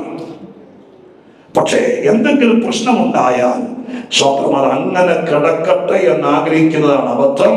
മനസ്സുകൊണ്ട് ആഗ്രഹിക്കണം, ഇത് തീരണം, പരിഹാരം ഉണ്ടാകണം എന്നാഗ്രഹിച്ച്, ഞാൻ രാവിലെ പറഞ്ഞതുപോലെ അതിനുവേണ്ടി പ്രാർത്ഥിച്ച് ആഗ്രഹിച്ചാൽ വഴി ദൈവമായ കർത്താവ് ഉണ്ടാക്കും. ഇവരാഗ്രഹിച്ചു പരിഹാരം ഉണ്ടാകണം, ഇത് നീണ്ടുപോകരുത്. ഈ പെറുപെറുപ്പ് സ്വത്രം പണ്ട് പാളയത്തിൽ മോശയുടെ കാലത്ത് നടന്നതുപോലെ അവിടെയായിരുന്നു പെറുപെറുപ്പിന്റെ വലിയ കേന്ദ്രം. സ്തോത്രം 12 പ്രാവശ്യമാണ് മരുഭൂമി യാത്രയിൽ പെറുപെറുപ്പ് നേരിട്ട് മൊത്തം നഷ്ടമായിരുന്നു. പെറുപെറുപ്പ് നേരിട്ടപ്പോഴല്ല ദൈവം അവരെ ഭയങ്കരമായിട്ട് ശിക്ഷിച്ചിട്ടുണ്ട്. സഭയ്ക്കകത്ത് പെറുപെറുപ്പ് വന്നാൽ ഓർത്തോണം, ദൈവം പതുക്കെ അങ്ങ് മാറും. നിങ്ങളുടെ വീട്ടിൽ പെറുപെറുപ്പ് വന്നാൽ ഓർത്തോണം, കർത്താവ് പതുക്കെ അങ്ങ് മാറി നിൽക്കും. പെറുപെറുക്കുന്നിടത്ത് ദൈവം വരികയില്ല. സന്തോഷത്തോടെ സ്തോത്രം ചെയ്യുന്നിടത്ത്, ദൈവത്തെ വിശ്വസിക്കുന്നിടത്ത്, എന്തൊക്കെ നേരിട്ടാലും നന്ദി പറയുന്നിടത്ത്, അവിടെ പ്രശ്നം ഉണ്ടെങ്കിലും ദൈവം ഇറങ്ങി വരും. കൂടെ നടക്കും ദൈവം. സ്തോത്രം, ഹല്ലേലൂയ. ഇവിടെ അപ്പോസ്തലന്മാർ പെട്ടെന്ന് മനസ്സുകൊണ്ട് ആഗ്രഹിച്ചിട്ട് അവരെന്താ ചെയ്തെന്നറിയാം? അവർ പെട്ടെന്ന് പറയുകയാണ്, നമുക്കൊരു കമ്മിറ്റി വിളിക്കാം, ജനറൽ വിളിക്കാം എന്ന് അവർ പറയില്ല. അവർ ഭയങ്കര വിദഗ്ധമായ രീതിയിൽ പറഞ്ഞു, ഞങ്ങൾ ദൈവത്തിന്റെ വചനം ഉപേക്ഷിച്ച് ഇങ്ങനെയുള്ള കാര്യങ്ങൾക്കകത്ത് ഇടപെടുന്നത് യോഗ്യമല്ല. പ്രശ്നമൊക്കെ ഉണ്ടാവും, പക്ഷെ ഞങ്ങൾ ഇതിന്റെ തലപ്പത്ത് വന്നത് യോഗ്യം. എൻ്റെ അർത്ഥം എന്താ? ഞങ്ങൾ ഒഴിഞ്ഞു മാറുക എന്നുള്ളതല്ല. പിന്നെ അടുത്ത വാക്കിൽ പരിഹാരം പറയുകയാണ്: നിങ്ങളുടെ ഇടയിൽ ആത്മാവും ജ്ഞാനവും നിറഞ്ഞ നല്ല സാക്ഷ്യമുള്ള 7 പേരെ നിങ്ങളിൽ തന്നെ തെരഞ്ഞുകൊള്ളുകയും അവരെ ഈ വേലയ്ക്കാക്കാം. ഇവിടെയൊക്കെ ഞാൻ പറയുന്നു, ഞാനൊരു കമന്റ് ഉണ്ടാക്കുന്നതല്ല. ഇവിടെ എല്ലാം ഉള്ള ഒറിജിനൽ ഭാഷാന്തരത്തിനകത്ത് നമുക്ക് കിട്ടിയിരിക്കുന്നതിനേക്കാൾ ഡീപ്പായ മീനിങ് വരുന്നത്. സ്തോത്രം. അവർ പറഞ്ഞത് ഇങ്ങനെയാണെന്നാണ് സ്തോത്രം വേദവ്യാഖ്യാതാക്കളുടെ അഭിപ്രായം. പറഞ്ഞത് ഇതിനകത്തൊരു തെറ്റുമില്ല, മലയാളത്തിൽ അങ്ങനെ തന്നെയാണ്. അവിടെ പെറുപെറുപ്പുണ്ട്, മേശമേൽ ശുശ്രൂഷിക്കുന്ന കാര്യമൊക്കെ പറയുന്നു. അത് സ്തോത്രം പറഞ്ഞിട്ട് അവർ പറഞ്ഞത് അവര് ഈ കാര്യത്തെ തെരഞ്ഞുകൊള്ളും, അവരെ ഈ വേലയ്ക്കാക്കാം എന്ന് അത്രേ എഴുതിയുള്ളൂ. പക്ഷേ സ്തോത്രം, ഞാൻ ഇംഗ്ലീഷിൽ ആ വാക്ക് ഇവിടെ എഴുതി വെച്ചിട്ടുണ്ട്. ആ വാക്ക് ഇങ്ങനെയാണ്: they will handle it. അവർ പറഞ്ഞത് ഇങ്ങനെയാണ്: ഒരു കാര്യം, ഞങ്ങളിപ്പോൾ ഇതിനകത്ത് അറിയിടവും ഒന്നും വേണ്ട. നിങ്ങളുടെ ഈ ശിഷ്യന്മാരുടെ കൂട്ടത്തിനകത്ത് തന്നെ ജ്ഞാനവും ആത്മാവും നിറഞ്ഞവരുണ്ട്. അവരിൽ 7 പേരെ തെരഞ്ഞെടുത്തിട്ട് അടുത്ത വാക്ക് ഭയങ്കര കോൺഫിഡൻ്റ് ആയിട്ട് അവർ പറയുക: they will handle it എന്ന് പറഞ്ഞാൽ അവരിത് കൈകാര്യം ചെയ്തു. അപ്പൊ ഞാൻ ഇങ്ങനെ പറഞ്ഞ് അവസാനിപ്പിക്കാം. ഒരു വീട്ടിലോ ഒരു സഭയിലോ ഒരു സമൂഹത്തിലോ പ്രശ്നം ഉണ്ടാകുന്നതല്ല പ്രശ്നം, പിന്നെ അത് കൈകാര്യം ചെയ്യാൻ ആളില്ലാതെ പോകുന്നതാ പ്രശ്നം. പ്രശ്നമില്ലാത്തൊരു സഭയിൽ പോകാൻ വേണ്ടി നിങ്ങൾ ഈ ഷാർജയിൽ നോക്കി നടന്നാൽ സഭക്കാരെല്ലാം കൂടെ എന്നെ നാളെ കെട്ടിക്കൊന്നും അറിയില്ല, എങ്കിലും ഞാൻ തുറന്നു പറയാം, അങ്ങനെ ഒരു സഭ ഈ ലോകത്തിൽ കാണുകയില്ല. എല്ലായിടത്തും പോയി എന്തെങ്കിലുമൊക്കെ കാണും. പിന്നെ എന്താ പ്രശ്നം അറിയാമോ? എന്തെങ്കിലുമൊക്കെ കൊച്ചു കൊച്ചു കാര്യങ്ങളൊക്കെ കണ്ടേക്കാം, പക്ഷേ ഇതെല്ലാം പൊക്കിപ്പിടിക്കുകയല്ല വേണ്ടത്. സഭയ്ക്കകത്ത് ചിലരെ ദൈവം കണ്ടിട്ടുണ്ട്. പ്രശ്നമുണ്ടാക്കുന്ന പിശാചിന്റെ കൂടെ നിൽക്കുന്ന 1000 പേരുണ്ടെങ്കിലും സ്വത്രം പ്രശ്നം കൈകാര്യം ചെയ്യുന്ന 7 പേരുണ്ടെങ്കിൽ സഭ പെരുകി 5000-ത്തിലൊക്കെ മുകളിൽ വന്നു. അത്രയും ആളുകളാണ്. 2 കൂട്ടരാണ്, 2 ചേരി തിരിഞ്ഞു നിൽക്കുക. യഹൂദന്മാരിൽ നിന്ന് വന്നവരും യമനന്മാരിൽ നിന്ന് വന്നവരും. ഇത്രയും ആളുകൾ, ഒരു 5000 പേര് മിനിമം കൂട്ടി ഇപ്പോൾ ചർച്ചിന്റെ ആ കപ്പാസിറ്റി, ആ കണക്കുകൾ അനുസരിച്ച് അത്രയും പേരുടെ ഇടയിൽ പ്രശ്നമുണ്ടാക്കുന്നവർ 100 കണക്കിന് കണ്ടേക്കാം. 5000 പേര് പ്രശ്നക്കാരാന്ന് പറയുന്നില്ല, പിറുപിറുക്കുന്നവർ 100 കണക്കിന് കണ്ടേക്കാം. പക്ഷേ അപ്പോസ്തലന്മാരുടെ കാഴ്ചപ്പാട് കണ്ടോ? അവര് പറഞ്ഞു 5000 പേർക്ക് 10000 പേരൊന്നും വേണ്ട, ഒരു 7 പേര് ജ്ഞാനമുള്ളവർ എഴുന്നേക്കട്ടെ, 7 പേര് ആത്മാവുള്ളവർ എഴുന്നേക്കട്ടെ, അവരിത് ഹാൻഡിൽ ചെയ്യും. ഞാൻ ഇന്ന് രാത്രി അവസാനിപ്പിക്കാൻ നേരത്തെ ഇങ്ങനെ പറയാം. സ്തോത്രം, ഹല്ലേലൂയ. എത്ര വർഷം പഴക്കമുള്ള വിഷയമാണെങ്കിലും ആത്മാവും ജ്ഞാനവും ഉള്ളവന് കൈകാര്യം ചെയ്യാനുള്ളതേ ഉള്ളൂ. സ്തോത്രം. അപ്പൊ അവിടെ എഴുതിയിരിക്കുന്നത് ബുദ്ധിയുള്ളവൻ, കഴിവുള്ളവൻ, സാമർഥ്യമുള്ളവൻ, എക്സ്പീരിയൻസ് ഉള്ളവൻ, തഴക്കവും പഴക്കമുള്ളവനെന്നല്ല, ആത്മാവും ജ്ഞാനവും ഉള്ളവൻ.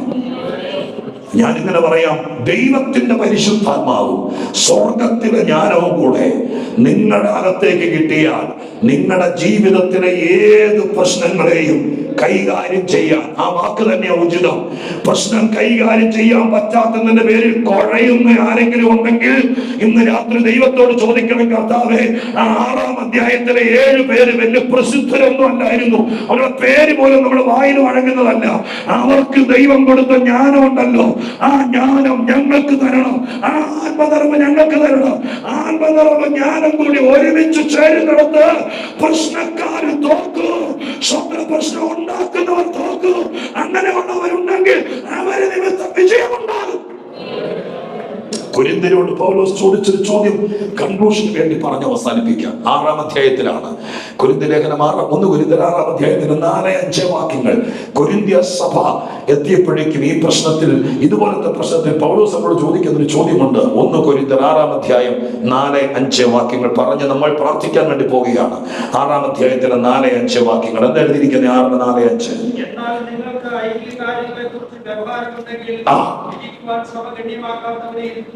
അടുത്തത് ആ വാക്ക് കേട്ടോ. നിങ്ങൾ നാണം ഇല്ലേ? നിങ്ങൾക്ക് നാണം, ലജ്ജിക്കാൻ വേണ്ടി ചോദിക്കുക. എന്താ ചോദിക്കുന്നേ? ഇങ്ങനെ സഹോദരന്മാർക്ക് മധ്യേ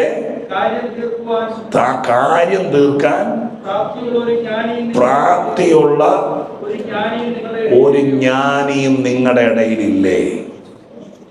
ആ ചോദ്യം നിങ്ങൾക്ക് ഞാൻ ഒച്ചയൊന്നും വെക്കുന്നില്ല, ആത്മാർത്ഥമായിട്ട് ചിന്തിച്ച് പൗലോസ് കൊരിന്ത്യസഭയോട് ചോദിക്കുക. കൊച്ചു കൊച്ചു വിഷയം ഉണ്ടാകുന്ന എല്ലാം കൂടി നിങ്ങൾ സഭ ഗണ്യമാക്കാത്ത അവിശ്വാസിയായ വലിയ കോടതിയിലും പോലീസ് സ്റ്റേഷനിലൊക്കെ കൊണ്ടുപോയി നിങ്ങളെ കെട്ടടിക്കുന്നതിനേക്കാൾ നിങ്ങൾക്ക് നാണമില്ലേ? നിങ്ങളുടെ ഇടയിൽ ഈ വിഷയം കൈകാര്യം ചെയ്യാൻ അങ്ങനെയല്ലോ. അങ്ങനെ അവിടെ എഴുതിയ വാക്കെന്തായിരുന്നു? ഈ വിഷയം മധ്യ കാര്യം തീർപ്പാൻ. അപ്പൊ അതിനർത്ഥം എന്താ? സഭയുടെ സ്വഭാവത്തിൽ പെട്ടതാണ് കാര്യം ഉണ്ടായാൽ അവര് കാര്യം തീർക്കും. അത് സഭയുടെ സ്വഭാവമാണ്. അത് ഇന്ന് രാത്രി കർത്താവിന്റെ സന്നിധാനത്തിൽ ഞാൻ പറഞ്ഞല്ലോ, നമ്മളാ സഭ 7 പേരടങ്ങുന്ന ഒരു കമ്മിറ്റിയല്ല, അല്ലെങ്കിൽ മുമ്പിൽ നിൽക്കുന്നവർ നേതൃത്വമല്ല, അങ്ങനെ ടോപ്പ് ലെവലിൽ നിൽക്കുന്നവരല്ല. ഞാനും നിങ്ങളൊക്കെ രക്തത്താൽ വീണ്ടെടുക്കപ്പെടുന്ന നമ്മളിന്ന് രാത്രി പ്രാർത്ഥിക്കണം. ഞങ്ങളുടെ ഇടയിൽ കാര്യമുണ്ടായാൽ അത് കുത്തിപ്പൊക്കി വഷളാക്കി നാണം കെടുത്തി ആളുകളുടെ മുമ്പിൽ സാക്ഷ്യം കെടുത്തുകയല്ല, കാര്യം തീർക്കുന്നവരുണ്ടാകണം. ഈ രാത്രി നിങ്ങൾക്ക് ആർക്കെങ്കിലും ദൈവസന്നിധിയിൽ ആഗ്രഹം ഉണ്ടെങ്കിൽ അവർക്ക് വേണ്ടി പ്രാർത്ഥിക്കാം. എന്താഗ്രഹം ഉണ്ടെങ്കിൽ, കർത്താവേ, പ്രശ്നങ്ങൾ ഉണ്ടാകത്തില്ലെന്നല്ല, ചില കാര്യങ്ങൾ ഉണ്ടായാൽ അത് കൈകാര്യം ചെയ്യാൻ കർത്താവേ എനിക്കൊരു കൃപ, എനിക്ക് പുൽപ്പിറ്റിലേക്ക് വരണമെന്നില്ല, എനിക്ക് മുൻനിരയിൽ നിൽക്കണമെന്നില്ല, പക്ഷേ ചില കാര്യങ്ങൾ തീർക്കാൻ പരിശുദ്ധാത്മാവ് എനിക്ക് കൃപ നൽകണമെന്ന് ഇന്ന് രാത്രി ഇതിനകത്ത് സ്ത്രീയോ പുരുഷനോ ആരുമാകട്ടെ നിങ്ങൾ പ്രാർത്ഥിക്കാൻ തീരുമാനിച്ചാൽ, നിന്റെ വീട്ടിൽ കുഴഞ്ഞു കിടക്കുന്ന വിഷയങ്ങൾ ആ കാര്യം ഒരിക്കലും തീരരുതെന്ന് പിശാചും കൂട്ടരും ആഗ്രഹിക്കുന്നുണ്ടാകും. പക്ഷേ ഇന്ന് രാത്രി അതിനു വേണ്ട ജ്ഞാനവും ആത്മാവും ഇതിനകത്ത് സ്വർഗം പകരുകയാ. അത് സ്വീകരിക്കാൻ മനസ്സുണ്ടെങ്കിൽ, ആ ജ്ഞാനം ഏറ്റെടുക്കാൻ തയ്യാറാണെങ്കിൽ പല കാര്യങ്ങളും പരിഹരിക്കപ്പെടും. പല കാര്യങ്ങളും പരിഹരിക്കപ്പെടും. ഒരു നിമിഷം നമുക്ക് എഴുന്നേറ്റ് നിൽക്കാം ദൈവസന്നിധിയിൽ, എഴുന്നേറ്റ് നിൽക്കാം ദൈവസന്നിധിയിൽ, എഴുന്നേറ്റ് നിൽക്കാം. ഒരു കാര്യവും ഇല്ല എങ്കിൽ സ്തോത്രം, നിങ്ങൾ എഴുന്നേറ്റ് നിൽക്കുന്നവർക്ക് സപ്പോർട്ട് ചെയ്ത് കുറച്ച് നേരം നിൽക്കുക. എന്നാൽ ദൈവസന്നിധാനത്തിൽ കർത്താവേ, ഏറ്റവും വലിയൊരു കാര്യമാണ് പരിഹാരം ഉണ്ടാക്കുക. ചില കാര്യങ്ങൾക്ക് ഞങ്ങളുടെ കൂടെ വരുന്ന ആളുകൾക്ക്, ഞങ്ങളുടെ വീട്ടിലെ ചില ആൾ, എൻ്റെ ബന്ധുക്കളിൽ ചില ആളുകൾ, എൻ്റെ കുഞ്ഞിന്റെ വിഷയത്തിന് ഒരിക്കലും തീരാത്ത വലിയ വിഷയത്തിൽ കൂടെ കടന്നു പോകുന്നു. പക്ഷെ ഇന്ന് രാത്രി ഞങ്ങൾ കേട്ടോണ്ടിരിക്കുന്നത് വളരെ ലാഘവത്തോടെ രണ്ടു തരം ആളുകളുണ്ട്. ചില കാര്യങ്ങൾ വരുമ്പോഴേക്കും അതൊക്കെ ഭയങ്കര വലിയ സംഭവമാക്കി മാറ്റുന്ന ആൾക്കാർ. പക്ഷെ അപ്പോസ്തലന്മാരെ ഞാനിത് ആവർത്തിച്ച് 5-8 പ്രാവശ്യം വായിച്ചു. അവര് അപ്പോസ്തലന്മാരത് ലാഘവത്തോടെ എന്ന് പറഞ്ഞാൽ അത് വലിയ സംഭവമായിട്ടല്ല, ഒരു 7 പേർക്ക് തീർക്കാനുള്ളതേ ഉള്ളൂ.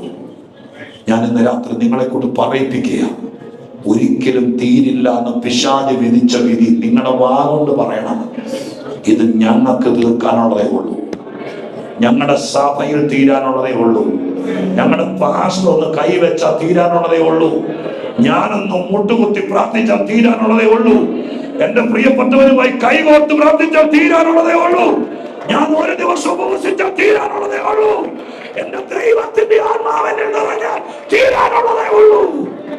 ഹല്ലേലൂയ. തീരത്തില്ല എന്ന് പറഞ്ഞു നടക്കുന്ന ചില വിഷയങ്ങൾ ഇന്നലെ മുതൽ ദൈവമായ കർത്താവിന്റെ കോടതിയിൽ സ്വർഗം ഫയൽ എടുത്ത് വെച്ചിരിക്കുന്ന പോലെ എടുത്തു വെച്ചിരിക്കുക. ചില കാര്യങ്ങൾ തീരാനുള്ളതേ ഉള്ളൂ. തീരത്തില്ലെന്ന് പേടിച്ചു നിൽക്കുന്ന ചിലർ മരണം വരെ ഇങ്ങനെ ആയിരിക്കുമെന്ന് വിധിക്കപ്പെട്ട ചില വിഷയങ്ങൾ ഇന്ന് രാത്രി തീരട്ടെ. സ്വന്തം ചെയ്ത് പ്രാർത്ഥിക്കുക. ആ 7 പേർക്ക് കിട്ടിയ കൃപ, 7 പേർക്ക് കിട്ടിയ കൃപ ചർച്ച് ഓഫ് ഗോഡിൽ ചേർക്കുന്ന രാത്രി സ്വർഗം തരട്ടെ.